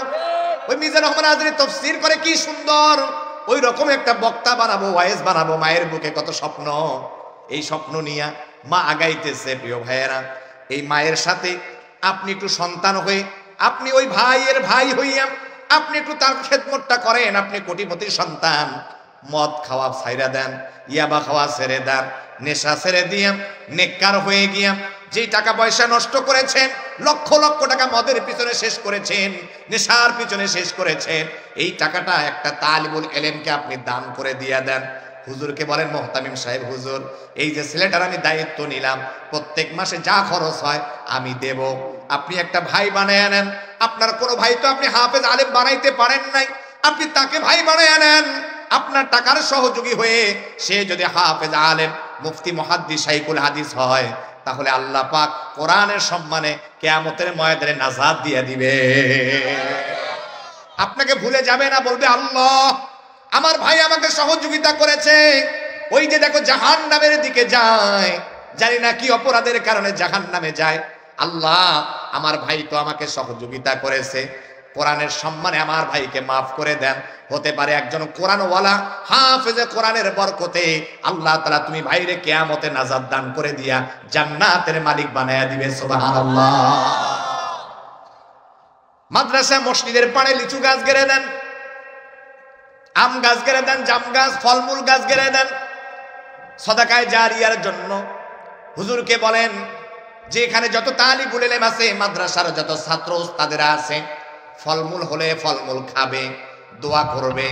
আপনার মা যে কবরে আছে, এই ফলমূলগুলো দুনিয়া ছাত্র তালিবুল ইলমরা খাইলে দোয়া করবে, সদাকায়ে জারিয়ার সওয়াব আপনার মা বাবার আমল নামায় পৌঁছতে থাকবে। সুবহানাল্লাহ। আমরা তো মা বাবার খেদমত করি না এই জীবনটা দিয়ে। যারা করেন তো আলহামদুলিল্লাহ, যারা করেন না আমি তাদেরকে বলতেছি, প্রিয় ভাইয়েরা, মা বাবার খেদমত করতে হবে। বউয়ের ভালোবাসা বউয়ের কাছে, মায়ের ভালোবাসা মায়ের কাছে। মায়ের সাথে আপনি বউয়ের কেমনে তুলনা করেন? লক্ষ কোটি রূপসী বউকে যদি এক পাল্লায় রাখেন, মা দুঃখিনীর মাথার চুল যদি অপর পাল্লায় রাখেন, মায়ের চুলের সমতুল্য কখনো লক্ষ কোটি বউও হতে পারে না। বাস্তবমুখী দুই একটা কথা বলবো যুবক তরুণ যারা বিয়ে করেছ, মা বাপকে আজকে পরপর তোমাদের কাছে মনে হয় রূপসী বউ পেয়ে। যদি আজকে তুমি প্যারালাইজড হয়ে যাও, বড় অসুখ হয়ে যায়, অনেক দেখবা বউ তোমারে চিনবে না, সামনে দিয়া যাবে হাত ধরে। কথা কয় না কেন? এমন বউ আছে না নাই? আমি সব বউয়ের কথা বলবো না, আল্লাহওয়ালা নেককার তো বউ আছে, স্বামী ভক্তি, ঠিক কিনা বলেন? কিন্তু বেশিরভাগই সমস্যা, বেশিরভাগই কেমন সমস্যা তুমি নিজে বুঝো। ঝগড়া করতে গিয়ে সংসারে অনেক সময় ঝগড়া হয়, মারামারি হয়। বউকে যখন মারামারি করো, এই যুগে তো বউদেরকে মারামারি করা লাগে না। আগের যুগে যখন স্বামী বউকে মারছে, বউ স্বামীর সম্মান যাবে এই কারণে চিল্লায় কান্দে নাই। শাশুড়ি যদি একটু বুঝতে পেরেছে, এ বৌমা কান্দো কেন, কি হয়েছে? কয় মা আপনি জানতো আমার কিছুই হয় নাই। কথা কন না কেন? আগের বউদের কথা বলি, বউ বলে মা আপনি জান কিছুই হয় নাই আমার, বরঞ্চ স্বামী মারছে অনেক। কিন্তু এই যুগে মারাও লাগে না, একটু কথাও বলা যায় না। যদি বলেন বিবি রাত্রে আসছি, আমার তো এই সমস্যা, অসুখ, ডাক্তার বলছে আমার রুটি খাইতে, একটু রুটি বানায় দাও তো, তুই বানায় খা। আছে না নাই? কোটিপতির বউরা এরকম বাবা, জানি তো আছে না নাই? সব কোটিপতির বউ না, এদের ভিতরে নেককার আল্লাহওয়ালা আছে। স্বামীকে বলে পানি নিয়ে খান, তর্ক বিতর্ক করে, ঝগড়া করে। ওই সমস্ত মা বোনদেরকে বলবো, জাহান্নামের আগুনে যদি জ্বলতে না চান, স্বামী আপনার পীর সাহেব, স্বামীর সাথে কোনো সাউন্ড চলবে না। ছাত্রকে ওস্তাদ মারতে পারে, ধমক দিতে পারে, কিন্তু ছাত্র কখনো ওস্তাদকে মারতে পারে না, ধমকও দিতে পারে না। এটা করলে উল্টায় বেয়াদবি। বউ তেমন, স্বামী হলো মাস্টার, টিচার, কখনো বেয়াদবি করা যাবে না। আমার মা বোনেরা, নবীজি হাদিসের ভিতরে বলেন, ও দুনিয়ার নারীরা শোনো, আমি যদি দুনিয়ার নারীদেরকে সিজদা করার পারমিশন কাউকে দিতাম, আমি দুনিয়ার সমস্ত নারীদেরকে বলতাম, নারীরা তোমরা তোমাদের স্বামীর পায়ে সিজদা দাও। সুবহানাল্লাহ। আল্লাহ নবীজি বলেন না, যেহেতু মানুষ মানুষকে সিজদা দেওয়া হারাম, ঠিক কিনা বলেন? কিন্তু স্বামীর সম্মান হাদিসটার মধ্যে বুঝাইছেন আমার মা বোনেরা। তাহলে কান লাগান, জীবনে কোনোদিন স্বামীর সঙ্গে বেয়াদবি করব না, স্বামীর সাথে না ফারমানি করব না, স্বামীকে খুশি করার জন্য আমরা সব কিছু করব। আমার প্রিয় ভাইয়েরা, একটা মেসেজ শুনেন, এই যে এই সপ্তাহের খবর, আহারে স্বৈরাচার যখন ক্ষমতায় ছিল, আমার এক ভাই মুসলমান ভাইকে বিয়ের মনে হয় 14 দিনের মাথায় গুম করে তাকে জেলখানায় নিয়ে গিয়েছে। 16 বছর পরে বের হয়ে দেখে 14 দিনের বউ এখনো স্বামীর জন্য অপেক্ষায় রয়েছে। ওই ব্যক্তি যদি, ওই বিবি, ওই বউ চাইলে তো বিবাহ করতে পারতো, অন্যের হাত ধরে চলে যাইতে পারতো, কিন্তু স্বামী ভক্তি দেখেন, 14 দিনের বিয়া 16 বছর পরেও এসে স্বামীর জন্য অপেক্ষা। কেমন আল্লাহর বান্দি, আল্লাহওয়ালা, ঠিক কিনা বলে? এজন্য আমার মা বোনেরা, আমার সম্মানিত মা বোনেরা, বিনয়ের সাথে বলি, জীবনে কোনোদিন স্বামীকে কষ্ট দিবেন না, স্বামীর সাথে বেয়াদবি করবেন না। আল্লাহ পাক এই এলাকার সমস্ত মা বোনদেরকে সহি বুঝদান করেন। জানমাল দিয়ে আমার মা বোনেরা স্বামীর খেদমত করবেন। মা বোনেরা কি করে, এই জীবনটা দিয়ে টিকটক টিকটক কইরা করে সময় কাটায়, স্টার জলসা, জি বাংলা দেখে দেখে সময় কাটায়, আছে না নাই? আমি এই জন্য আমার সঙ্গীতের মাধ্যমে বলি, টিভি সিরি দেখা ইমান নষ্ট করলো 12 মাস, মোবাইল আসিয়া করলো আরো বড় সর্বনাশ। যাত্রা পালায় মেয়ের নাচন দেখতো গিয়ে রাতে, সেই মেয়েরা নাচে এখন সবার হাতে হাতে। এসব দেখে যাই যে মরে হয়ে যাই আমি হতাশ, মোবাইল আসিয়া করলো আরো বড় সর্বনাশ। লাভের চেয়ে ক্ষতিটা তার 100 গুণে বেশি, এখন পিচ্চি মাইয়া বলে এখন তোমায় ভালোবাসি। লাভের চেয়ে ক্ষতিটা তার 100 গুণে বেশি, ছোট্ট ছেলে বলে এখন তোমায় ভালোবাসি। সারা রাত্র মোবাইল কানে একটা দম ফালায় না, স্টার জলসা জি বাংলা আইসা করলো সারে সর্বনাশ। স্টার জলসা জি বাংলা দেখে দেখে নাটক দেখতে দেখতে এখন স্বামীর খেদমতের কথাই ভুলে গিয়েছে, আছে না নাই? আল্লাহ জাতিকে হেদায়াত দান করুন। আমি জানমাল নিয়ে আলোচনা করতেছিলাম আপনাদের সামনে। আমার সম্মানিত মা বোনেরা, আল্লাহ পাক আপনাকে এই জন্য মাল দেয় নাই। আপনি টাকা পয়সা দিয়ে বিউটি পার্লারের মধ্যে গিয়া এত সুন্দর ভুরুগুলোকে কেটে কেটে আপনি চিকন করবেন, এরকম করে কি করে না? আস্কারা মাস্কারা লাগায়, আইলানা, ভুরুপিন, কত কি যে নাম, এগুলো দিয়ে আপনি রাস্তাঘাটে বের হবেন। এজন্য আল্লাহ আপনাকে জীবন দেয় নাই। আমার মা বোনেরা, আল্লাহ পাক আপনাকে এই জন্য জীবন দেয় নাই। আপনি দুনিয়ায় নানা রকম জায়গার ভিতরে পাপের কাজ করবেন, খারাপ কাজ করবেন, অশ্লীল কাজ করবেন, টাকা পয়সা নষ্ট করবেন। আল্লাহ এই জন্য কিন্তু আপনার জীবন দেয় নাই, মাল দেয় নাই। আজকে থেকে মালগুলো খরচ করতে হবে ভালো পথে, পারবো না ইনশাআল্লাহ? আমার সম্মানিত মা বোনেরা, আমার কলিজার টুকরা ভাই বোনেরা, আপনাদেরকে বলতেছি, জান মাল আজকে থেকে আমরা খরচ করব আল্লাহর পথে। আল্লাহ পাক রব্বুল আমিন যদি জান মাল কবুল করে নেয়, তাহলে আপনারা আমার জন্য দামি জান্নাত অপেক্ষা করতেছে। জান মাল দিয়ে সাহাবায়ে কেরাম কিভাবে করে সহযোগিতা করেছেন ইসলামের জন্য আপনারা খেয়াল করেন। আল্লাহর পয়গম্বরের কাছে একজন মহিলা আসলেন, কোলের মাঝে শিশু বাচ্চা। আল্লাহর পয়গম্বরকে ডেকে বলতেছেন, নবীজি আপনি তো জিহাদে যাইতেছেন, আমার কলিজার টুকরা জাদুমণিটাকে আপনি জিহাদে নিয়ে চলেন। আল্লাহর পয়গম্বর বলেন, মহিলা তোমার সন্তানটাকে আমি জিহাদে নিয়ে গিয়ে করবোটা কি? তোমার ছেলেটা তো ঘোড়া চালাতে পারবে না, তীর চালাতে পারবে না, তলোয়ার চালাতে পারবে না।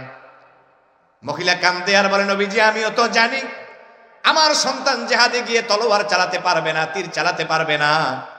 তবে কাফের বেঈমানেরা যখন আপনাকে লক্ষ্য করে তীর মারবে, আমার জাদুমণিটাকে সামনে ঢাল হিসাবে ধরে রাখবে। যখন কাফেররা আপনাকে লক্ষ্য করে তলোয়ার দিয়ে আঘাত করার চেষ্টা করবে, আপনি তখন আমার সন্তানটাকে ঢাল হিসেবে ধরে রাখবেন। তলোয়ারের আঘাতে আঘাতে আমার সন্তানটা টুকরা টুকরা হয়ে জমিনে পড়ে যাবে। কিয়ামতের কঠিন মুসিবতের ময়দানে আল্লাহ পাকের কাছে আমি শহীদের মা হিসাবে পরিচয়টা দেব। জোরে বলেন সুবহানাল্লাহ। আল্লাহ নবীজি জিহাদে চলে গেলেন। উহুদের ঘটনা শুনলে তো অনেক মর্মান্তিক ঘটনা, অবাক হয়ে যাবেন আপনারা, আশ্চর্য হয়ে যাবেন। আমার প্রিয় ভাইয়েরা, ইমানের নূর নিয়ে যেন বাড়িতে যাইতে পারেন, কান লাগান। আল্লাহর পয়গম্বর যখন উহুদের ময়দানে চলে গেল, কাফের বেঈমানদের সঙ্গে লড়াই শুরু হয়ে গেল। তীরগুলো আসতেছে, সাহাবায়ে কেরাম নিজেদের পিঠ দিয়া বুক দিয়া ওই তীরগুলো আটকাইতেছে। তীরগুলো বুকের ভিতরে বিদ্যমান ঢুকে ঢুকে যায়। বুক দিয়া যখন আর সহ্য করতে পারে না সাহাবায়ে কেরাম, এবার পিছন দিকে ঘুরে পিঠ পেতে দেয়। তারপরেও নবীজির শরীরের মাঝে একটা তীরের আঘাত লাগতে দেয় না। হযরতে তালহা রাদিয়াল্লাহু তাআলা আনহু উহুদের ময়দানে একটা নয়, দুইটা নয়, ৮০টারও উপরে তীর শরীরের মাঝে লেগে লেগে হযরতে তালহা উহুদের ময়দানে শাহাদাত বরণ করেছেন। সুবহানাল্লাহ। হযরতে তালহা দুনিয়া থেকে বিদায় নিয়ে গেল। উহুদের ময়দানে হযরতে হামজা রাদিয়াল্লাহু তাআলা আনহুকে হাত কাটা হলো, পা কাটা হলো, কল্লা কাটা হলো। ভিতর থেকে বুকটা ফাড়ায়া কলিজাটা পর্যন্ত বের করে হিন্দা চিবিয়ে চিবিয়ে খেয়েছে। লাশের সাথে এত জুলুম নির্যাতন করা হয়েছে। জানমাল কিভাবে করে তারা দিয়েছে আল্লাহর রাস্তায়। দেখুন, আল্লাহর পয়গম্বরের মাথার মাঝে একটা আঘাত লাগলো কাফেরের। আল্লাহ নবীজির হেলমেটটা ভেঙে গিয়া কপালের ভিতরে ঢুকে গেল, দর দর করে রক্ত বের হয়ে যায়। আরে আল্লাহ নবীজির মুখে আঘাত করা হলো, দান মোবারক শহীদ হয়ে গেল। দাঁত উহুদের ময়দানে পড়ে গেল। নবীজির মাথা মুখ রক্তে লাল হয়ে গেল। আল্লাহর পয়গম্বরকে ধাক্কা দিয়ে জমিনে ফেলে দেয়া হলো। নবীজি বেহুশ হয়ে গেলেন। কাফের বেঈমানেরা অপপ্রচার চালায়া দিল, মুহাম্মদকে আমরা হত্যা করেছি, শহীদ করে দিয়েছি। মুসলমানদের ভিতরে আওয়াজ উঠল, নবীজি আর বেঁচে নাই। কাফের বেঈমানেরা আমার নবীকে শহীদ করে দিয়েছে, দুনিয়া থেকে বিদায় করে দিয়েছে। বিকেল বেলা যার বিয়ে হয়েছিল হযরতে হানজালা রাদিয়াল্লাহু তাআলা আনহু, ওই রাত্রিবেলা তিনি শুয়ে আছেন। কে যেন ডেকে বলে, নবীজি আর দুনিয়ায় বেঁচে নাই। তিনি শোয়া ছিলেন, শোয়া থেকে উঠে গেলেন। এবার বর্ম পড়লেন, লোহার বস্ত্র পরে বিবিকে ডাক দেয়া বলে, বিবি রে, আমার হাতে তলোয়ারটা দাও। বিবির কাছ থেকে তলোয়ারটা নিয়ে হযরতে হানজালা কপালে একটা চুমু দিলেন। ডাক দেয়া বলেন, বিবি রে, এই দুনিয়ায় যদি তোমার আর আমার সাথে দেখা না হয়, জান্নাতে তোমার আমার সঙ্গে বিবি দেখা হয়ে যাবে। হযরতে হানজালা চলে গেলেন উহুদের ময়দানে। তার তলোয়ারের আঘাতে আঘাতে বহু কাফের বেঈমানদেরকে জাহান্নামে পাঠায়া দিয়া এবার কাফেরদের তলোয়ারের আঘাতে নিজেও শহীদ হয়ে গেলেন। আমার প্রিয় ভাইয়েরা, যুদ্ধ যখন শেষ হয়ে গেল, হযরতে হানজালার বিবি চলে আসলেন, নবীজিকে সালাম দিলেন, পরিচয় দিলেন, নবী গো, আমি হলাম আপনার জলিলুল কদর সাহাবী হানজালার স্ত্রী। নতুন মাত্র বিয়ে হয়েছে, বাসর রাত ছিল।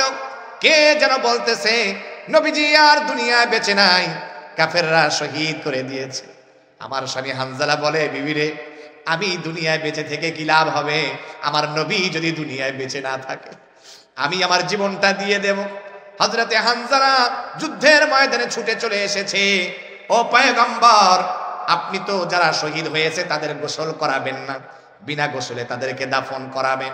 যেহেতু আমার স্বামীর সাথে বাসর হয়েছে, দয়া করে তাকে যেন গোসল করার ব্যবস্থা করে দেয়া হয়।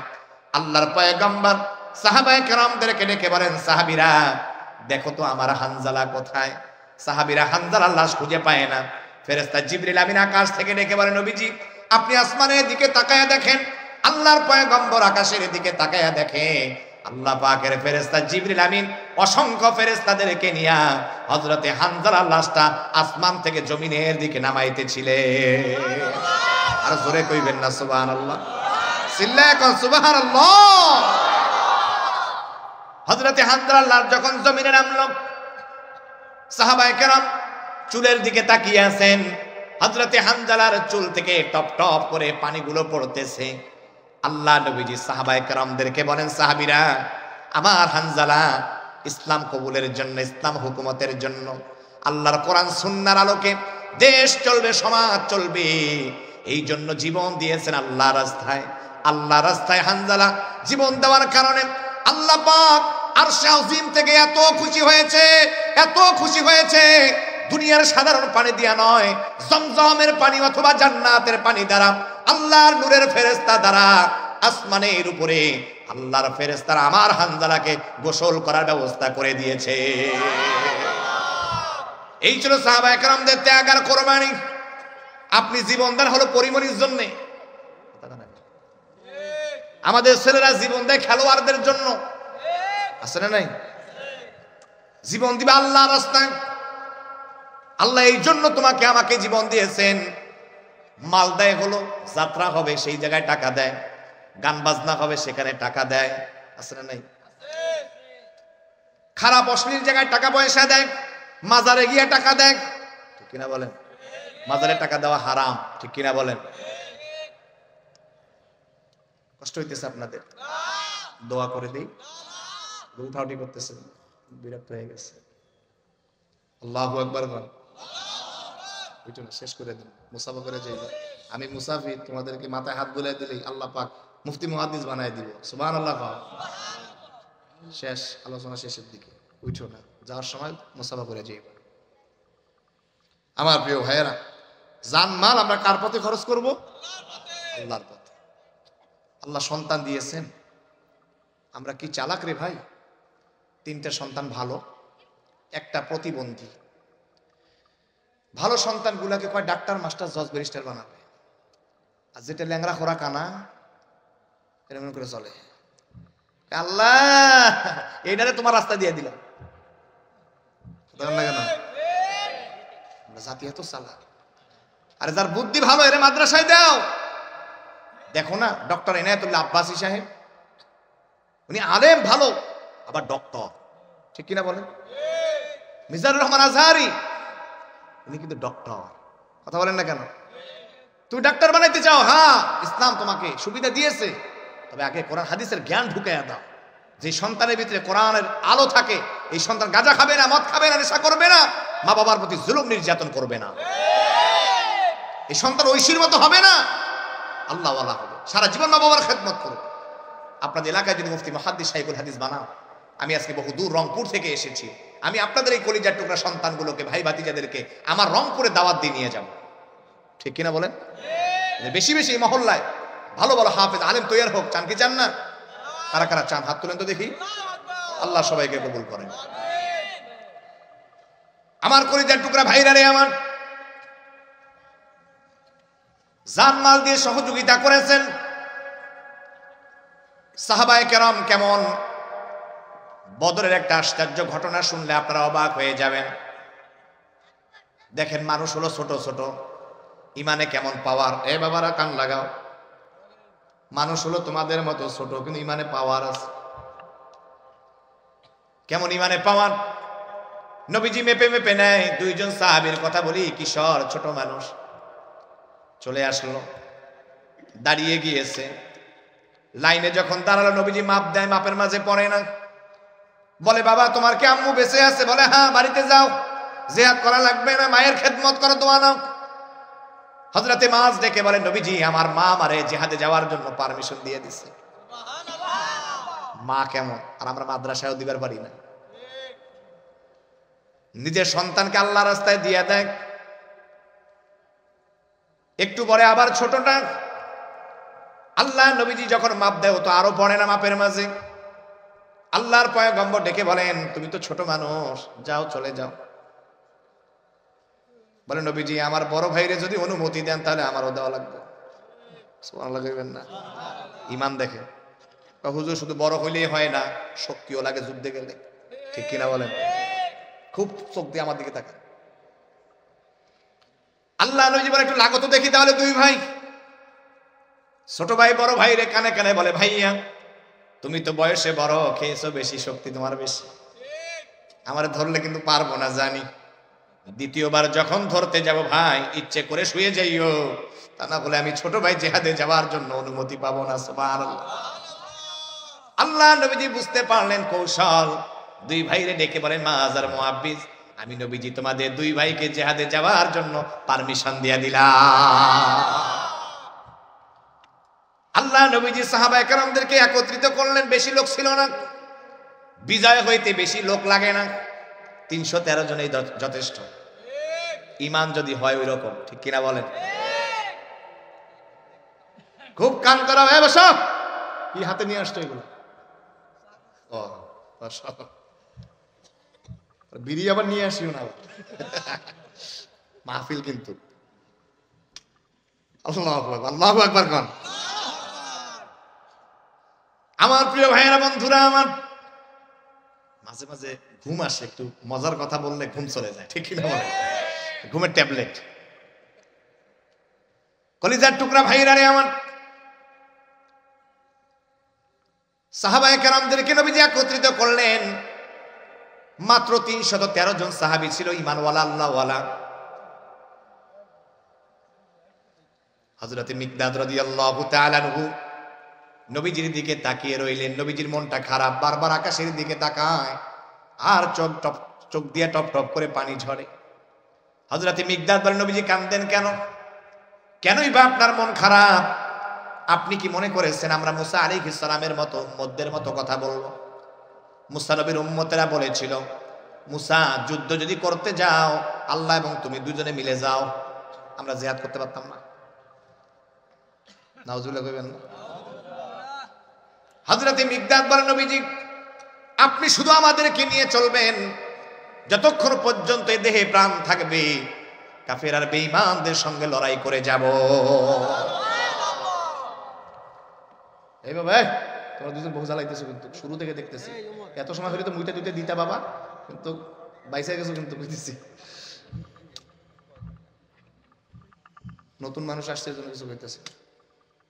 আল্লাহু আকবার। শুরুতেই বেশি অ্যান্টিবায়োটিক দিয়ে দিলে তো নিতে পারবে না, কথা কানে। আমার প্রিয় ভাইয়েরা, বন্ধুরা আমার, আল্লাহর পয়গম্বর হযরতে মিকদাদ রাদিয়াল্লাহু তাআলার কথা শুনলেন, ডেকে বললেন, মিকদাদ তোমাদের ওয়াদা যদি সত্য হয়, এমন জান্নাতের সুসংবাদ দিতেছি যার বিশালতা হলো আকাশ এবং জমিনের চাইতে বড়। মুখটা খুলে জোরে কন্যা সুবহানাল্লাহ। এমন জান্নাতে আমরা যেতে চাই কি চাই না? কারা কারা চাই হাত তোলেন। মাশাআল্লাহ, হাত নামা, চালাক হইছে, হুশ আছে, ঠিক কিনা বলেন? আর বেনাপোলের মানুষ আল্লাহওয়ালা নেককার মানুষ, ঠিক কিনা বলেন?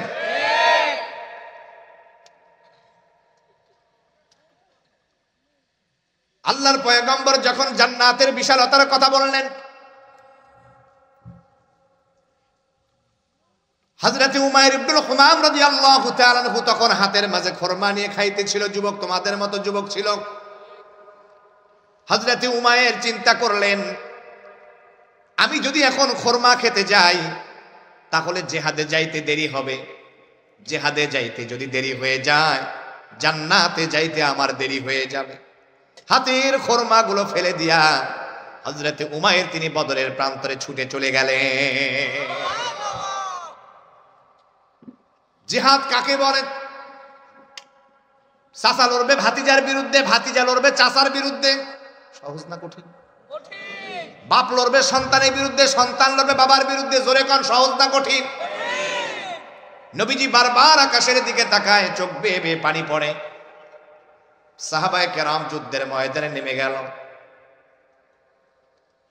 হযরতে আব্দুর রহমান ইবনে আওফ রাদিয়াল্লাহু তাআলা আনহু দূর থেকে আবু জাহেলকে টার্গেট করে রাখছেন। কেমনে ধরা যায়, কেমনে তাকে আজকে দুনিয়া থেকে বিদায় করা যায়, টার্গেট করে। আবার চিন্তা করে, দুই একজন যদি সাথে থাকে সাহসটা ভালো হয়, লোকজন বেশি থাকলে সাহস বেশি হয় না? শুধু এইটা চিন্তা করা, দুইটা সিংহ দৌড় দিয়ে এসে ডাক দেয়া বলে, চাচা যান একটু আবু জাহেলটারে দেখাইয়া দেন। আব্দুর রহমান ইবনে আওফ ছোট মানুষকে দেখে অবাক। আবার ওই যুগের সুপার পাওয়ার সবচেয়ে বড় শয়তানের নাম হলো আবু জাহেল। তার কথা এসে আমারে জিজ্ঞাসা করে, ছেলে দুইটা সাহস আছে? আমি শুধু একটু দেখাই দিলাম, বাবা ওই যে দেখো ঘোড়ার উপরে যুদ্ধ পরিচালনা করতেছে, ওইটা হলো আবু জাহেল। দেখা দিতে দেরি, দৌড়াইতে দেরি হয় না। আকাশের চিল পাখি, বাজ পাখি যেমন নির্দিষ্ট একটা বস্তুকে থাবা মেরে আবার উড়াল দিয়ে নিয়ে যায়, আমি নজর করে দেখলাম দুই ভাই সিংহ শাবুকের মতো আল্লাহু আকবার বলে গর্জন দিয়া সামনের দিকে আগাইতেছেন। আবু জাহেলের কাছে গিয়া ছোট ভাই বড় ভাইয়ের কানে কানে বলে, ভাইয়া তুমি তো ছোট মানুষ, হাতের তলোয়ারটা দিয়ে আবু জাহেলের লাগবু পাইবা না, একটা কাজ করো, ঘোড়ার পায়ে আঘাত করো, পা টুকরা হয়ে যাবে, ঠাস করে জমিনে আবু জাহেল পড়ে যাবে, পিটাইয়া সোজা করে ফেলবো। আল্লাহু আকবার। কি বুদ্ধি দেখছেন আমার প্রিয় ভাইয়েরা? ছোট ভাই যখন বড় ভাইকে এই পরামর্শ দিল, আল্লাহু আকবার বলে একটা গর্জন দিয়া ঘোড়ার পায়ে দিছে আঘাত, ঘোড়ার পা টুকরা হয়ে গিয়া ঠাস করে জমিনে আবু জাহেল পড়ে গিয়েছে।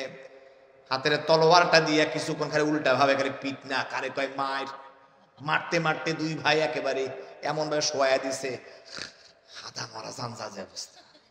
আল্লাহু আকবার কইবেন না? মানুষ ছোট, ইমানে ধার আছে, ঠিক কিনা বলেন?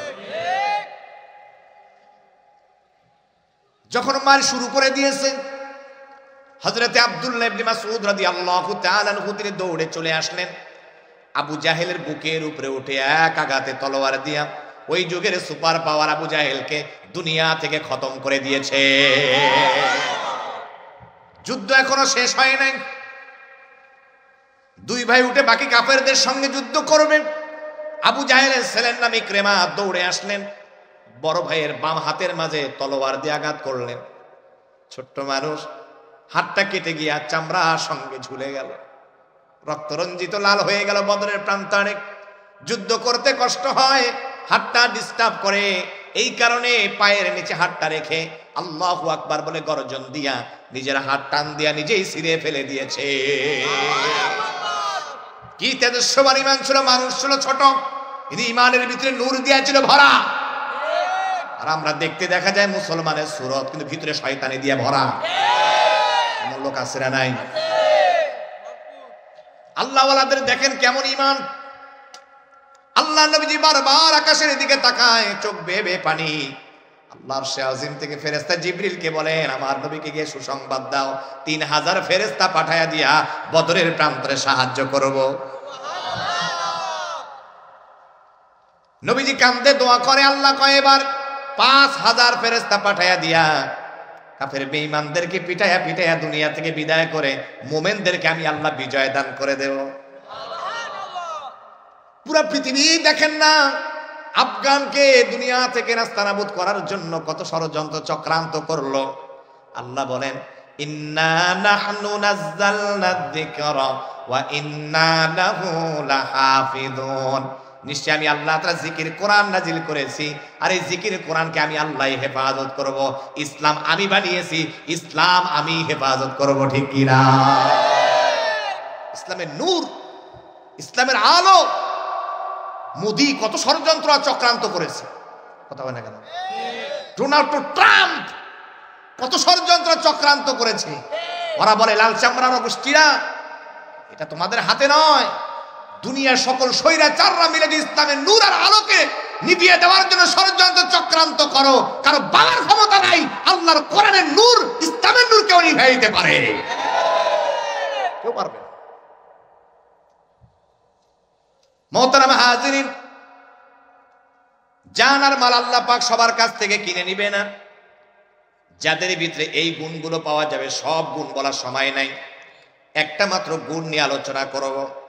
আল্লাহ রাব্বুল আমিন বলেন, যাদের ভিতরে এই গুণ থাকবে আল্লাহ ওদের জানমাল কিনে নিয়ে দামি জান্নাতের মালিক বানায় দিবে। এই গুণ এখন কি জানতে চান, শুনতে চান? ধৈর্য আছে?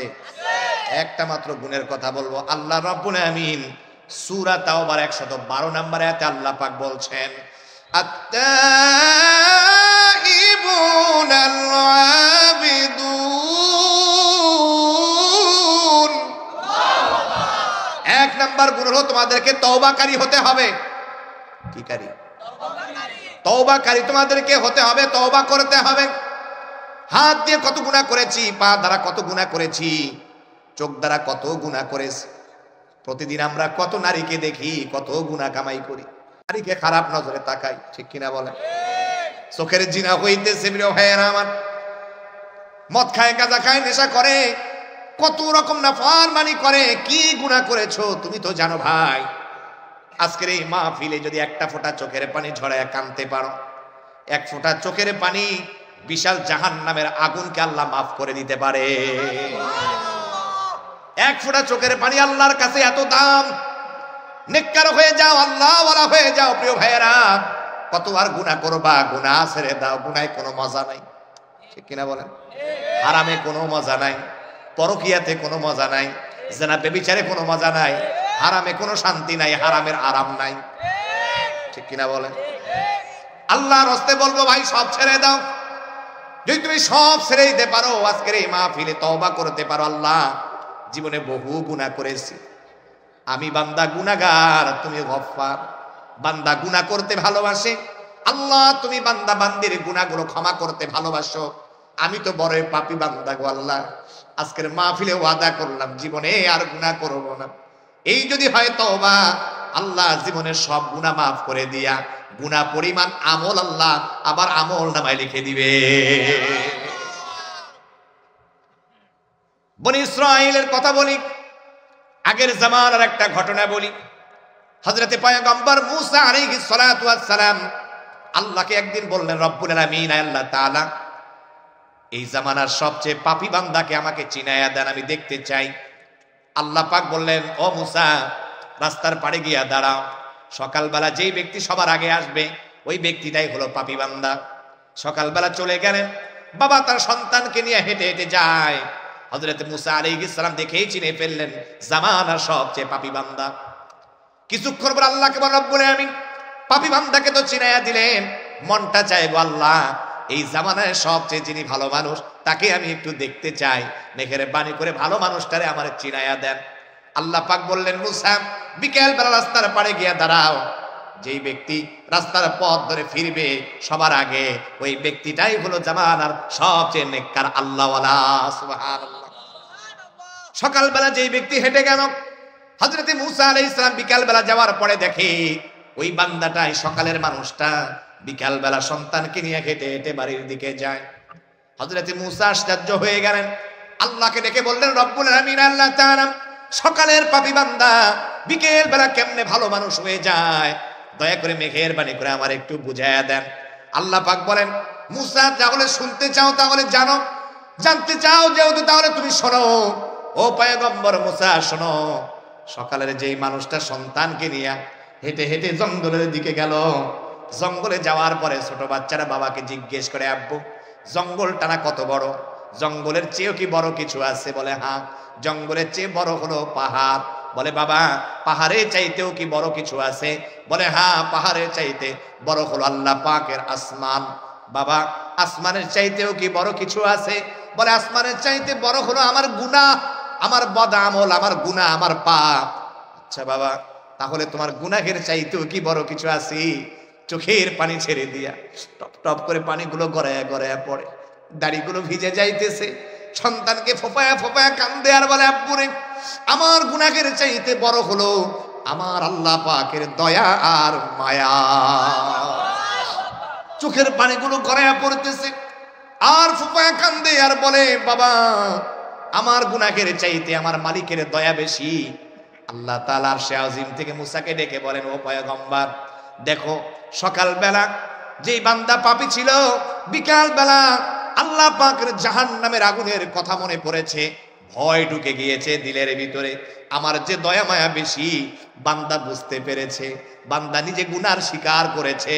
আমি কেমনে সহ্য করি রে মূসা, দেখ সকালের পাপী বান্দা চোখের পানির বরকতে আমি আল্লাহ তাআলা বিকাল বেলা ভালো মানুষ বানায়া দিয়েছি। আল্লাহু আকবার। আমার প্রিয় ভাইরা, আমরা এরকম তওবা করতে পারবো তো ইনশাআল্লাহ? বলেন আস্তাগফিরুল্লাহ রাব্বি মিন কুল্লি যামবিন ওয়া আতুবু ইলাইহি লা হাওলা ওয়ালা কুওয়াতা ইল্লা বিল্লাহিল আলিয়্যিল আযীম। আমাদেরকে তো মরতে হবে, ঠিক না ভাই? হ্যাঁ, আমরা তো মরব, মরতে হবে না? বড়ই পাতার গরম পানি দিয়া গোসল করানো হবে। তওবা করেন, এখনো সময় আছে বলি। দিল দিয়া তওবা করার গুনাহ করব না। আজকের এই মাহফিল অনেকের জন্য জীবনের শেষ মাহফিল হতে পারে। আজকের এই রাতটা অনেকের জীবনের শেষ রাত হয়ে যেতে পারে। কপালে চুমু দিয়ে বলি, বুকে জড়ায় ধরে বলি, প্রিয় ভাইয়েরা, পাপ ছেড়ে দাও, নেককার হয়ে যান। যুবক যৌবন বয়সে গুনাহ করো, গুনাহ ছেড়ে দাও। যৌবন বয়সে ইবাদত করো, আর সে আযিমে ছায়ার নিচে আল্লাহ তাআলা তোমার থাকবার ব্যবস্থা করে দিবেন। যুবক, পাপ ছেড়ে দাও, মোবাইলের গুনাহ ছেড়ে দাও, নারীর ফিতনা ছেড়ে দাও, দুনিয়ার যত গুনাহ আছে সমস্ত গুনাহগুলো যুবক ভাইরা আমার ছেড়ে দাও। তোমার মতো কত যুবক রোড অ্যাক্সিডেন্টে মারা যায়, হুন্ডা চালাইতে গিয়া মারা যায়, হার্ট অ্যাটাকে মারা যায়, বুকের ব্যথা শুরু হয়ে গিয়েছে, আহারে মারা যায়। যুবক, বড়ই পাতার গরম পানি দিয়া কিন্তু তোমারে আমারে গোসল করাবে। এই যে পালকিটা আছে, মসজিদের খাটলিটা তোমার বাড়ির বারান্দায় চলে যাবে। যুবক, তুমি মারা গেলে সাদা কাফনের কাপড়টা কিন্তু নিয়ে আসবে রে যুবক ভাইয়েরা আমার কলিজার টুকরা বন্ধুরা। এই যে সাদা কাফনের কাপড় চলে আসবে, দুই পাশে চকলেটের মতো মোড়া দিয়া তোমাকে নিয়ে যাবে বারান্দায়। তুমি যেই বন্ধুদের সঙ্গে চলাফেরা করলে, বন্ধুরা ধরে ধরে চলে আসবে তোমারে দেখার জন্য। সবাই এসে তোমার চেহারাখানে একবার দেখবে, বলবে, দেখি তো আমার বন্ধুটার একটু চেহারা। আমার ভাই দেখো, কথার মাঝে সব উল্টা পাল্টা হয়ে যাবে। তখন আর বলবেন আমার বন্ধু দোস্ত কিছু বলবে না। দুনিয়া কত সুন্দর করে বন্ধু আদর দিয়া ডাক দিয়েছে, তখন বলবে লাস্টারে একটু দেখি, ঠিক কিনা বলে? লাস্টারে একটু দেখি তো, লাস্টারে একটু দেখি তো। দেখো, তোমার ভিতর থেকে দমটা চলে যাওয়ার পরে বন্ধু আর তোমারে চিনে না। বন্ধু পর হয়ে গেল, মা পর হয়ে গেল, বাবা পর হয়ে গেল, ভাই বোন আত্মীয় স্বজন সবাই কিন্তু পর হয়ে গেল। একা একা এখন তোমারে যাইতে হবে কবরে। কবর কিন্তু সাপ বিচ্ছুর ঘর, কবর কিন্তু পোকামাকড়ের ঘর, কবর কিন্তু সাপ বিচ্ছুর ঘর, কবর কিন্তু পোকামাকড়ের ঘর। যদি ভালো ঈমান আর আমল নিয়ে কবরে যাইতে পারো, কবর হবে জান্নাতের বাগান। আর যদি বদা আমল বেঈমান অবস্থায় মারা যাও, কবর হবে তোমার জন্য জাহান্নামের কুণ্ড, ঠিক কিনা বলে?